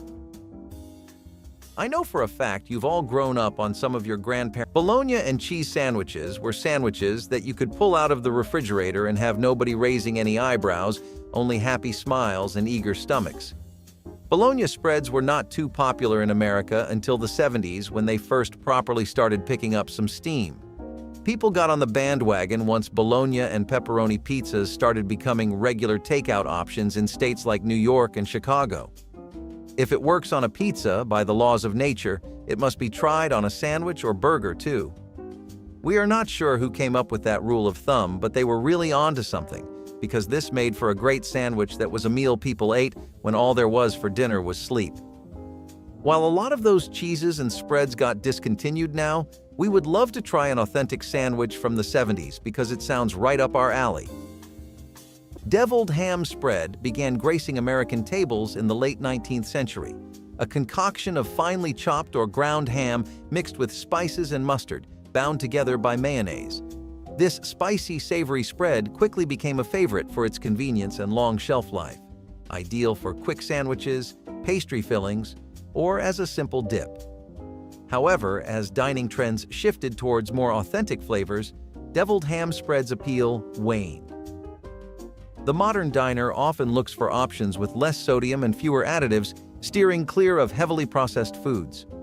Originally a staple for easy meal prep and perfect for on-the-go eating, deviled ham spread was heavily marketed for its versatility and unique taste, though it has struggled to maintain its prominence in a market that now favors freshness and flavor complexity. A basic two-ingredient combo like meat spreads and cheese would continue making their mark with dishes like salami and cream cheese sandwiches. Salami itself was something that Italian-American communities heavily popularized in America around the early 1900s. Restaurants would take the trend and turn it into a surefire facet of American cooking in the 70s with easy and accessible ideas like salami and cream cheese sandwiches. If it works in restaurants, then the next step to making it a long-lasting memory is to make it simple enough for people to eat at home. Cream cheese, some salami, and white bread understood the assignment perfectly, and despite fading away later on, were a beloved sandwich. If you had any Italian family or were in a primarily European neighborhood, you could definitely expect to catch a whiff of these around the block. Maybe cheeses used to be stronger then? Either way, we would love to try this sandwich from the 1970s. Make way for more sandwiches, as sardine sandwiches are next on our list. A fairly easy lunch to cook up, sardine sandwiches used canned sardines that were mashed and mixed with mayonnaise or mustard to create a umami-flavored sandwich spread. Like we previously mentioned, seafood was getting expensive and families needed alternatives like canned fish to survive the lack of seafood options. Home chefs turned towards canned sardines to prepare a delicious sandwich with just a few ingredients that were laying around the house. Surprisingly, the sandwich was well received by the masses, and it became a go-to seafood food that you could cook up during family lunches. Unfortunately, sardine sandwiches suffered the same fate as tuna macaroni and cheese as the prices of fresh fish decreased in the States due to increased fish farming, leading to tinned fish becoming less popular in homes. The cheese and Marmite sandwich is a rather confusing mix of ingredients with cheese slices and Marmite spread coming together to create a gooey sandwich. It's got an extremely memorable kick to it with its yeasty, savory, and salty notes. Now, this was really popular in the 50s, 80s, especially among the middle class and the 30-40-year-old age group. Conventional way to make it is definitely the easiest: toast, Marmite spread, and melted cheese. Remember, fundamentally, this is not that different from your average grilled cheese sandwich. In fact, it's pretty much the same, just switching the ingredients around a little.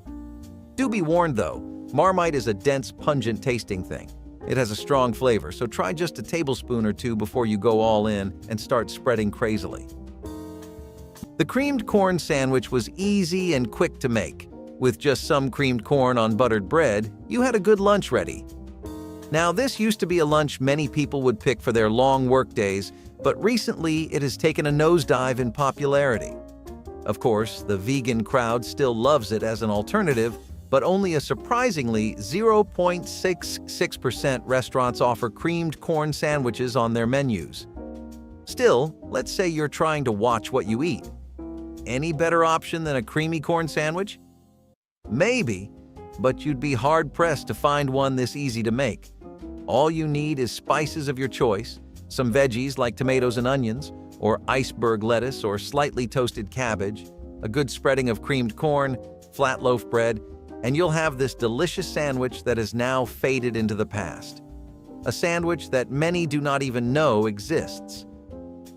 Lunchables were launched in 1988 by Oscar Mayer, a brand owned by Kraft Foods, aimed at simplifying school lunch preparation for busy parents while appealing to children with fun, customizable options. Originally conceived during a company brainstorming session, the idea was to create a product that could use the brand's existing meat products in a novel way.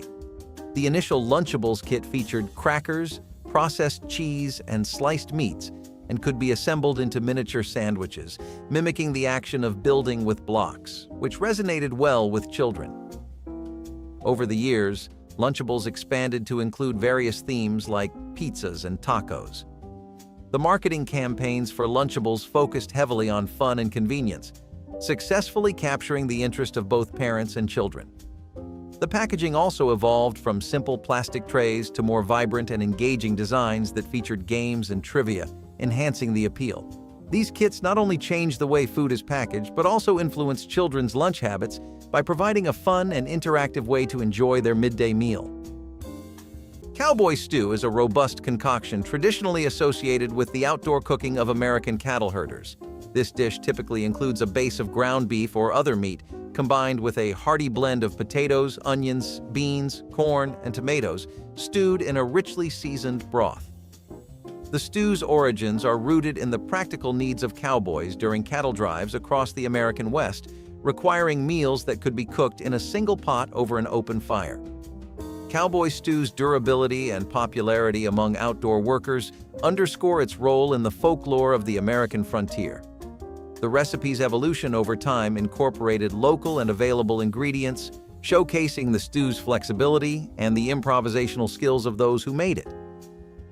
Cream cheese and jelly sandwiches continue the trend of sweet sandwiches that add a cheesy twist to give an extra kick to your taste buds. Often sprinkled with a bit of pepper and served on toasted bread, cream cheese and jelly sandwiches worked really well as a cheap but tasty snack. That cost-effectiveness helped them become more trendy in an America that was still suffering from the Great Depression and all the havoc it wreaked. People do not close your mind off to the idea too fast, since cream cheese and jelly was one combo no one saw coming but everyone hopped on. People would usually prefer strawberry or raspberry jelly, but some would also use blackberries. No one messed with the cheese though, and cheddar was the established pick for this sandwich in the 70s. Is this something you would try?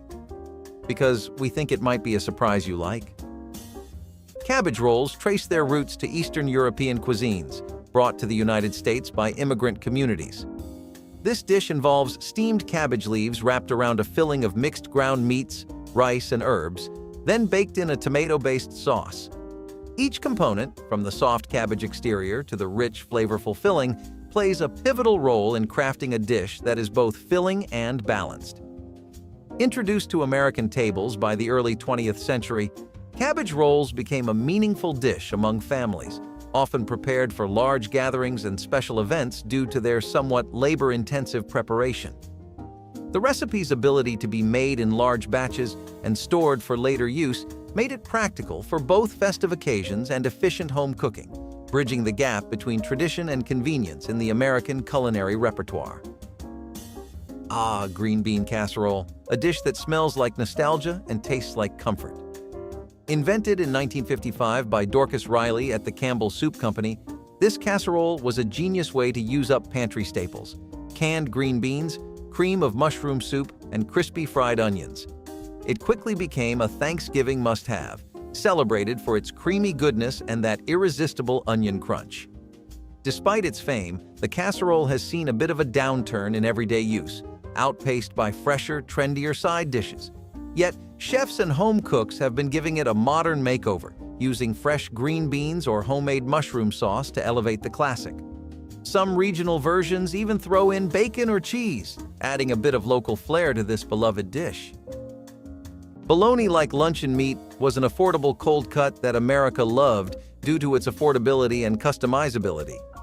Unlike boring sandwiches, bologna boats were a fun and appealing way to feed children during lunchtime, as the shape of bologna boats attracted younger audiences. What is so appealing about the shape, you might ask? Well, chefs hollowed out bologna slices and shaped them into an oval that would hold ingredients like cheese or relish. The slices were then baked to ensure bologna boats would hold their shape when being consumed. A fun addition lunch across the state eventually became a forgotten lunch, as the preparation time for bologna boats was too time-consuming. Home chefs needed a quick and suitable lunch to make, and bologna boats were not meeting the requirement anymore. Liver and onions. That's a dish that harks back to when folks appreciated the hearty, nutrient-packed offerings from the kitchen. This classic is made from beef liver, often soaked in milk to soften its robust flavor, then fried up with onions until the liver's crispy on the edges but tender inside. Known for its high iron content, liver and onions was especially popular among older generations for its health benefits. The caramelized onions add a sweet contrast that's just right. It really caught on in parts of the U.S. with big meatpacking industries, like the Midwest and Northeast, where fresh offal was easy to come by. But as tastes evolved, the dish started seeing less love, probably because today's diners often opt for lighter, less intense flavors. It's definitely not the menu staple it once was. What the name suggests: fried slices of scrapple on bread. Traditionally, this sandwich would be sliced and prepared in a skillet, under a thick layer of eggs. It definitely became popular around the Maryland to New York district, but the recipe itself is properly ancient. An 1853 extract from a cookbook advises using pork that wouldn't be suitable for sausage. It was also popular for its health benefits. It can be made in a variety of ways, and some people include crispy cabbage on top and make it into a waffle with mayo. Mix and match and see what works best for you. Maybe you'll find something worth sharing. But for now, the scrapple sandwich can only be something you create. With its popularity last seen in the mid-1850s, this sandwich is something that we can only find in old extracts now. The potted meat sandwich was a spread made from various meats cooked until very soft. This gained a lot of popularity before refrigerators were commonplace. People would place the meat of animals in cooled pots. Naturally, this went way down in popularity after more accessible and widespread methods of preserving meat and food were available to the general public. Still, if you're in the mood for a quick snack, it's a pretty good option. If there's any takeaway from this list, it's that history has some real convenient solutions to keep note of. All you need here is 2 slices of bread, your condiment of choice, a can of potted meat, and then a nice thick spread. If you go back to its actual historic heyday, then we'd be taking the conversation back several centuries, but keeping it relevant to this one, this is the perfect sandwich to make when you're rushing to work and can't get a full breakfast in. Our list of forgotten lunches would be incomplete without mentioning bean sandwiches. You may not have even heard of this vegetable-based take on sandwiches, but decades ago, bean sandwiches were part of many lunch tables. Home chefs preferred this healthy take on sandwiches even though cooking beans was a tedious task because you would end up with a flavorful and well-seasoned meal. According to the traditional recipe, the sandwich was cooked beans that were sometimes mashed and served on bread with toppings like vegetables and cheese. Like any other sandwich, the bean sandwich was highly customizable and satisfied just about anyone's cravings. If you had leftover beans from dinner, making a bean sandwich could be your best option. Since people were conscious of leftovers and wanted the most value out of all of their meals, bean sandwiches were a good way to utilize beans. Still, the combination was a little odd, and not a lot of states would pick up this lunch option. As meat delis opened up across the states, bean sandwiches were forgotten to be a thing of the past. Mock chicken sandwich was another classic from the infamous era of the Great Depression. It was a pretty popular sandwich considering you could find it in 8 out of 10 households, though probably not for the reasons you're thinking. It is mock chicken after all, and since meat was a lot more expensive back then, households came up with a trick recipe to create mock chicken. The recipe started showing up in cookbooks in the 1920s, which helped boost its popularity amongst people. The recipe was simple: an onion, a tomato, egg, butter, and some herbs like oregano, parsley, and basil. You'd cook the tomatoes and onions together, then add butter, beating this combination together until you get a meatish consistency, one that was akin to chicken. This would be assembled in a sandwich to give people the taste of chicken without using any meat. You might be familiar with bologna because of its popularity as a deli meat today, but fried bologna sandwiches were in a league of their own back in the 1960s. Categorized as a Southern classic, fried bologna sandwich was brought into the USA by German immigrants. The sandwich was mostly popular as a school lunch, as cafeterias would serve up hot fried bologna slices on bread with cheese to students during lunch hour. While school lunches had a reputation for being average food, the fried bologna sandwich was exempted from such notions. Children loved when fried bologna was on the school cafeteria menu, and parents were happy that their children were finally content with their school lunches. Fried bologna sandwiches remained a popular lunch choice until schools shifted to foods that could be cooked in batches instead of sandwiches that had to be individually assembled. The egg and sardine sandwich was an odd mix of hard-boiled eggs mashed with sardines. The sandwich was most popular from 1923 to the 1950s, when sardine alternatives like turkey, bacon, and bologna were not popular. Sardines were affordable, and so the sardine and egg sandwich was a go-to choice for many. The recipe was simple, and easily accessible ingredients were used to create this sandwich. All you needed was 2 nice fluffy eggs whisked until thick if you don't prefer them hard-boiled, and sardines over toasted bread. People would often spice it up with their own choice of vegetables and sauces. Some would even chop up sardines, season them with spices, and dice the eggs with melted cheese to create a combo that sounds a bit outrageous but might be better than you'd think. The sandwich disappeared when the alternatives to sardines became affordable to the common man. Was fried catfish with hush puppies. This is again something that'll take us right to the heart of Southern cooking if we eat it. Along those rural places near rivers, lakes, ponds, and other bodies of water where you could find fresh catfish in abundance. Hush puppies were something made with fried cornmeal batter and were a popular dish to give to soldiers during the Civil War, so all in all, this dish was really light money-wise. Some basic Cajun spices or a Southern spice blend would make it even better into a real full-fledged meal that you could eat in comfort with the family. While it's been a big part of Southern cooking ever since the 19th century, it arguably had its biggest glory days in the 20th one as part of Southern soul food.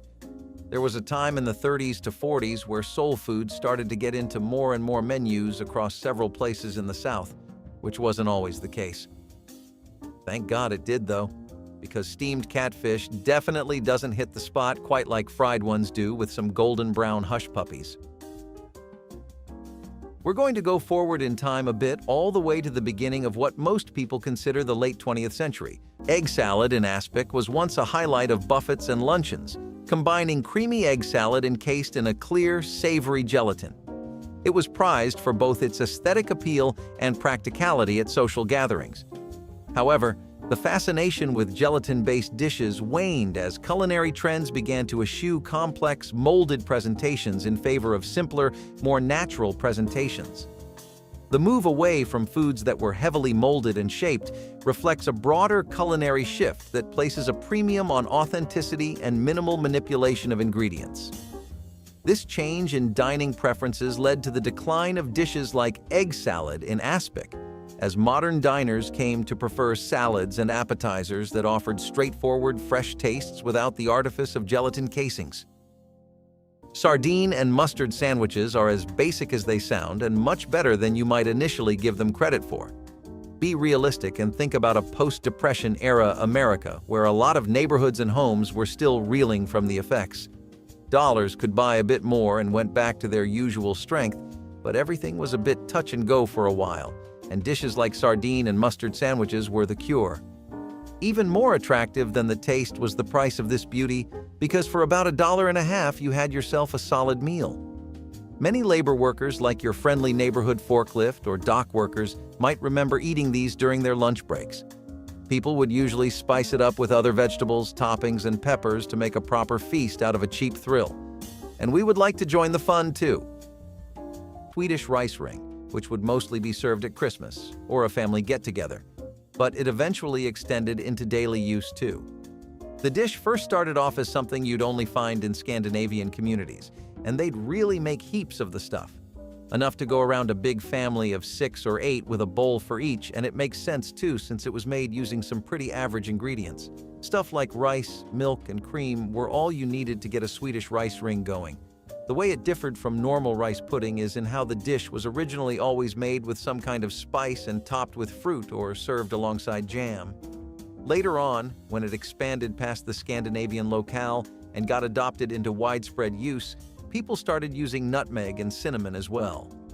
Some scant cookbooks might still recall the dish and the times where it was a great comfort meal, but a lot of the new ones don't really remember it anymore. Popularized in American households in the early 1900s, so-tender Swiss steak involves a method of preparing a tougher cut of beef, such as round steak, by pounding or rolling before cooking. This tenderizing process, known as Swissing, lends the dish its name, although it has no connection to Switzerland.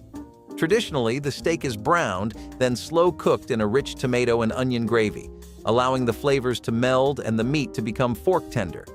This dish showcased an economical approach to cooking during the Great Depression, providing a delicious solution for less desirable cuts of meat. The preparation of Swiss steak often became a Sunday dinner ritual, where its slow cooking could proceed alongside family activities, making it an integral part of the family dining experience. Crab Louis salad, reputed to have originated on the West Coast in the early 1900s, is a luxurious ensemble of crab meat, hard-boiled eggs, tomatoes, asparagus, and iceberg lettuce, dressed in a creamy sauce made from mayonnaise and chili sauce.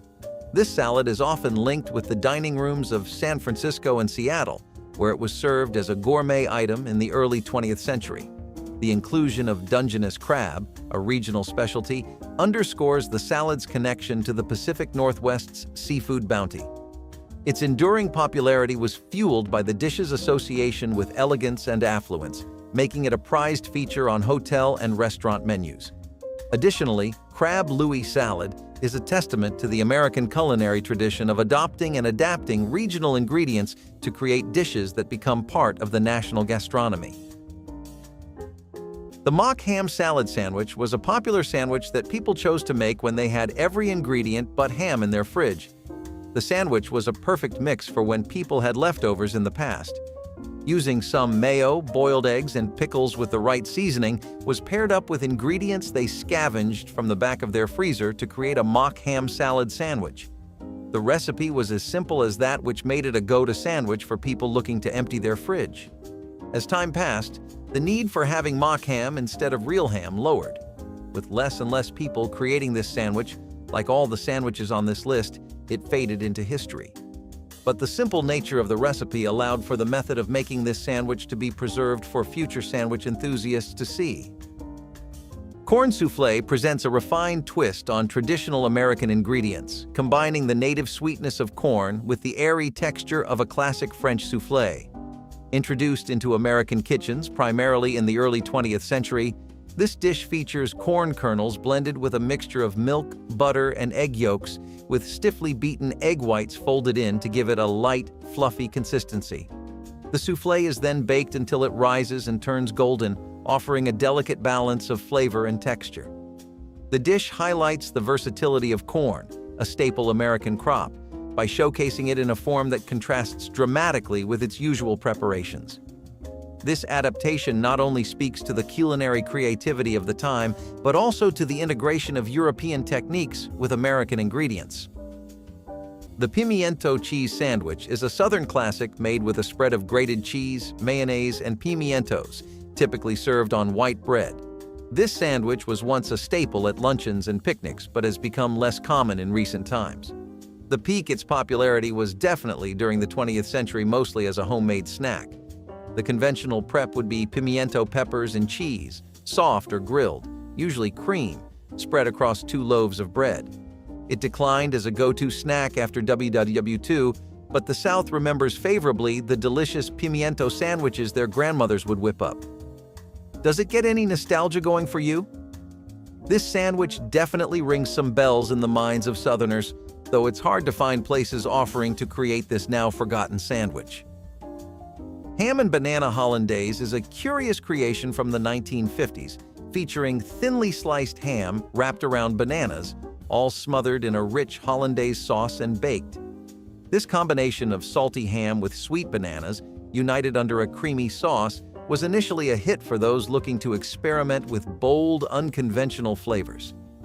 Despite the initial curiosity it sparked, the enthusiasm dwindled as preferences leaned towards simpler and lighter fare. The culinary landscape evolved, with a growing distaste for combining heavy, rich sauces with sweet elements in savory dishes.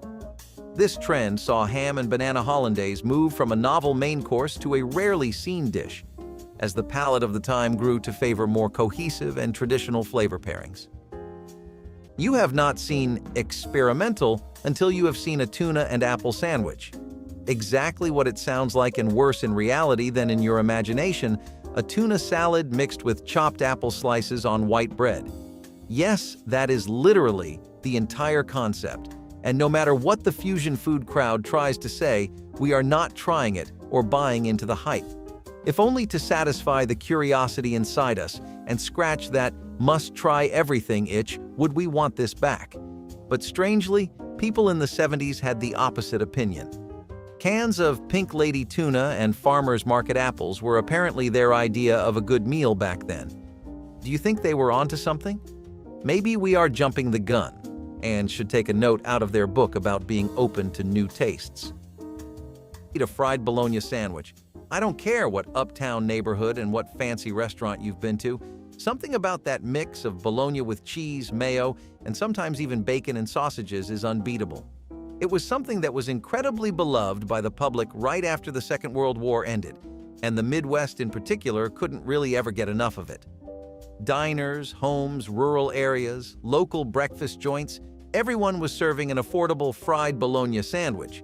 It was something you could rely on to both satisfy your taste buds, get you a healthy dose of protein, and not break your wallet if you had it daily, which was really asking for a lot in those times.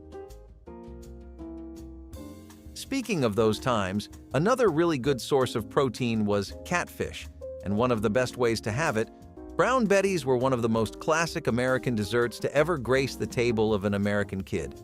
Something that might be seen as an old-fashioned dessert now, but used to be the next best thing after an apple pie. The flavors of a brown betty usually come from the spiced apples and other fruit-layered dishes, which are really buttery. The sugary breadcrumbs on top give it a crunch, which really adds to the entire vibe of the brown betty. You're looking for a warm, comforting dish that gets you in a nostalgic mood. Something you can sit down with and enjoy bite for bite, not rush through.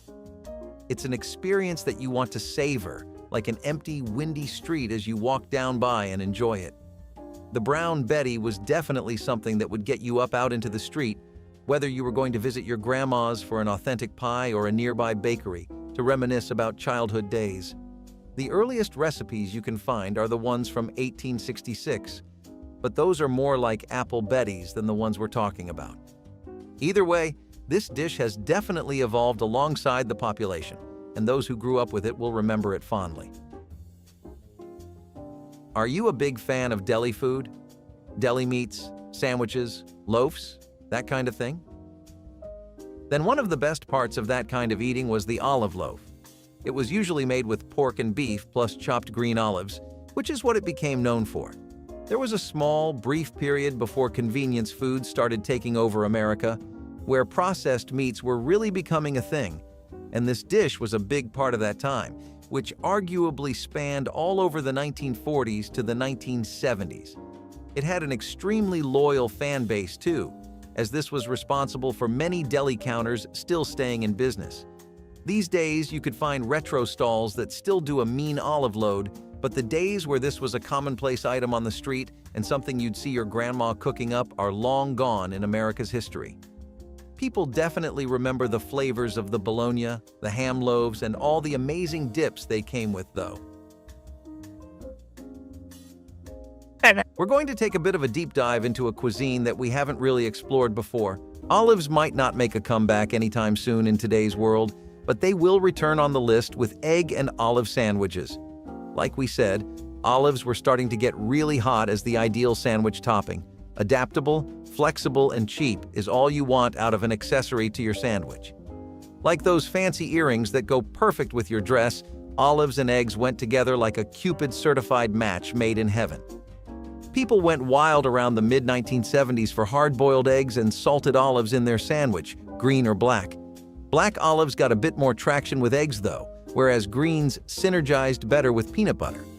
Would you ever try a sandwich that consists only of an egg and a fruit? By the way, you did know olives are fruits, right? Launched in 1937 by Hormel Foods, Spam quickly became a staple during World War II thanks to its long shelf life and ease of use. Spam sandwiches, which might be grilled or not, served with simple condiments like mustard or mayo, were a hit, particularly where fresh meat was scarce. In Hawaii, Spam became so popular that it led to the creation of the local favorite, Spam musubi, combining the canned meat with rice and seaweed. Over time, however, the popularity of Spam sandwiches has waned. While marketing once played up Spam's affordability and versatility, shifts towards health and quality have lessened its appeal. Despite this, Spam remains a cultural icon in places like Hawaii, where it stars in local dishes like Spam musubi, showcasing its unique role in regional cuisines. Where stuffed zucchini boats first started becoming something you would hear about regularly. At bars, from your friends and colleagues, or your partners, they became really hot in the 60s and 70s when it felt like everyday people were trying another dish from a new country that hadn't really touched base in America yet. It was the first time people expanded their taste buds beyond the bacon, pancake, and hash brown breakfasts they were mostly used to. Plus, stuffed zucchini boats were really healthy. They were a lot better to eat than those aforementioned breakfasts.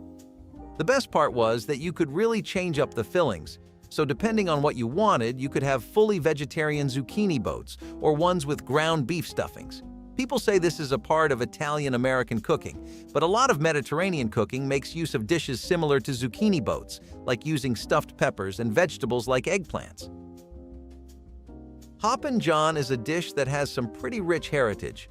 I'm talking about African, Caribbean, and Native American roots that all boil together in the melting pot known as the South, where it first started becoming really trendy. However, the origins of the dish are actually a bit darker than just a happy coincidence that somehow got into everyone's table. Though the people who were eating it happily wouldn't know, it was first created and brought over by enslaved Africans in the American South. It made use of African rice and pork, and yes, the best part of the dish were the black-eyed peas even in those times. Now, as far as the name Hoppin' John is considered, nobody really ever knew where it first came from, or if there was a John who made this dish and brought it into everyone's lives, but the first time this name was mentioned was in the 1840s in a print. If you were down in the South and African American communities during New Year, then you would especially see a lot of Hoppin' Johns everywhere. The aroma of those peas and the smoked pork wouldn't miss anyone's nose, as the scent carried for miles and miles away. It was eaten specifically on New Year's because it was a common belief that eating Hoppin' John's would bring good luck to people if they ate it to start the year. If you went into any new year with such a good plate of food, I'd say your luck was already pretty good. So maybe it does work? Bacon cheddar potato skins epitomize the fusion of simple ingredients into a beloved American bar snack. This dish, which emerged prominently in the culinary scene during the 1970s, utilizes russet potatoes known for their thick skin and starchy content, making them ideal for baking and frying. The preparation involves halving the potatoes and scooping out most of the flesh, leaving about a quarter-inch attached to the skin. The hollowed-out skins are then baked or deep-fried until crisp and golden. Once crisped, these skins are stuffed with generous amounts of sharp cheddar cheese and crisp crumbled bacon. The cheddar is chosen for its melting properties and strong flavor, which pairs well with the smoky bacon. The filled skins are then returned to the oven until the cheese melts into a bubbly, golden pool. The dish's widespread popularity helped elevate the status of the potato from a simple side dish to a featured player in the culinary world. Peanut butter and marshmallow fluff sandwiches, Liberty sandwiches, or fluffernutters, are basically just marshmallow cream on one bread and peanut butter on the other. Despite having like 3 legal government names, it is surprisingly a one-trick pony. But that one trick does wonders on an empty stomach, whether you needed a quick hit of sugar or a comfort snack to make the long shift pass by easier. These were just the sandwiches for the job.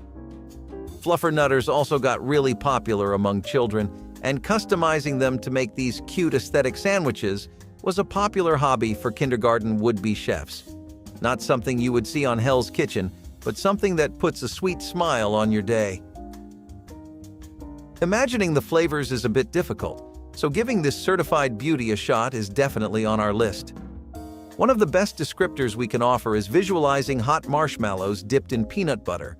And does that not sound just wonderful? I'm talking about caponata, which is a very traditional Sicilian dish that goes all the way back to the 18th century. It's supposed to be a sailor's dish. Can you believe that? It got that reputation attached to it because the birthplace of caponata was Sicily. There's no specific restaurant or name that's credited with making it, but if you ever went there, you'd know just how much the people appreciate this. The first time this became popular in America was when Mediterranean cuisine and Italian immigrants were mixing together and creating all sorts of new dishes, as well as bringing old familiar ones from their homeland. The best part about this dish for a lot of people was that it gave a chance to a vegetable, which otherwise people just aren't too fond of. I mean, eggplants aren't really the most main course-worthy idea you could think of, right? Pair that up with some tomatoes, onions, olives, and capers and cook it in vinegar, sugar, and olive oil. Make a nice little traditional agrodolce sauce, and you'll get this extremely earthy dish with a lot of complex flavors going for it. So this is a bit of a tricky name to pronounce even when you give it a genuine try, but it's worth knowing about this dish because of how good it is. No one does comfort food better than Americans, and the iconic potato chips and cheese sandwich is proof. People would grab cheddar or mozzarella cheese and a packet of Frito-Lays or a can of Pringles and get busy at the table but not in the kitchen. Reason being, this was one of those 10-minute dishes that took absolutely no effort or time to make, like instant noodles. Barbecue-flavored chips would be preferred because they added a secondary flavor, but all kinds were used and the crunch was just to die for. In the 1970s, chips like Pringles were getting more and more popular in America, and that made it even easier for this to take center stage. What would follow in the decades after was a growing concern for health, and people stopped making their favorite potato chips and cheese sandwiches, but we would love a 70s plate. Yet another sandwich made using cold cuts were head cheese sandwiches. Where the sandwich originated from is unclear. However, food critics trace head cheese or meat jelly back to Europe. Beware, as this cold cut is made from unusual ingredients, including the flesh and meat from the heads of calves or pigs. Yes, that is where head cheese gets the name from. This cold cut is paired with mustard and pickles, then served cold on a slice of bread as a lunch food for those looking for an interesting sandwich. European immigrants brought head cheese with them to America, and much like the liverwurst sandwich, head cheese was not well received by locals. As the meat jelly was introduced in markets, many locals bought it as the price was economical and they could try out a new dish. But the taste was so unlikable that people decided to not make this lunch a regular food, and head cheese was effectively forgotten. The introduction of Mexican lasagna in the 1980s showcased the seamless integration of Mexican flavors into traditional Italian architecture. This layered delight swaps out standard lasagna noodles for tortillas and the usual marinara for a zesty salsa, layering ground beef seasoned with taco spices, refried beans, and plenty of cheese.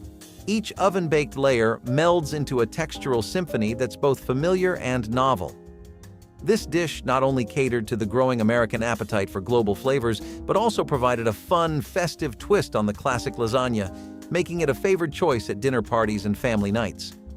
Its preparation, often involving family members in the assembly process, turned cooking into an interactive experience, further solidifying its popularity. Egg salad and bacon sandwiches had a really strong presence in the southern parts of the USA. If you remember the egg and olive sandwiches earlier on from the list, then that and this would often be mixed together. People would love putting crispy bits of bacon mixed in with egg salad that replaced the boiled eggs and sprinkling olives with many sauces.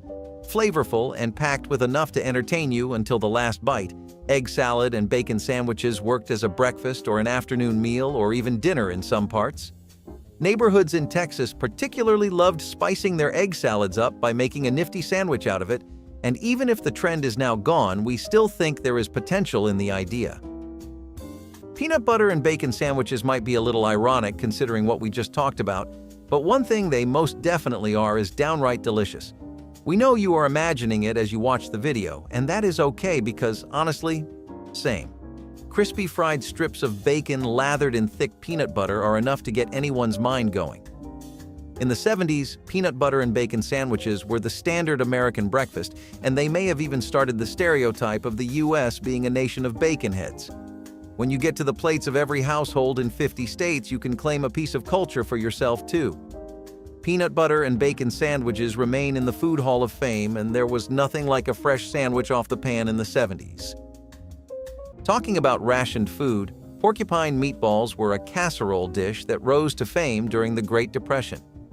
Trust Americans to come up with creative recipes when times are rough because porcupine meatballs appear to be tasty and interesting to look at. Made with ground beef shaped into meatballs mixed with rice and simmered in tomato sauce, the dish is named porcupine because the rice protrudes from the meatballs when cooked, resembling the quills of the animal. The use of basic ingredients like ground beef, long-grain rice, canned tomato soup, and onions made the dish cheap. With economic situations improving, people forgot about the woes of the Great Depression, which is one of the reasons why porcupine meatballs are a forgotten lunch today. Combining two iconic American fast foods, the cheeseburger and French fries, into one dish, the cheeseburger French fry casserole emerged as a popular meal option in the late 1980s. This casserole layers seasoned ground beef mixed with ketchup, mustard, and chopped onions, topped with a layer of French fries, sprinkled with shredded cheese, and baked until golden and bubbly. Introduced in the kitchens of inventive home cooks during the 1990s, this casserole was a response to a growing interest in recreating fast food favorites at home, offering a fun and fuss-free dinner option that delighted both kids and adults alike. Now we see that those boomers do have a few recipes up their sleeves. If these classic boomer lunches surprised you, don't forget to like, subscribe, and share your favorite in the comments.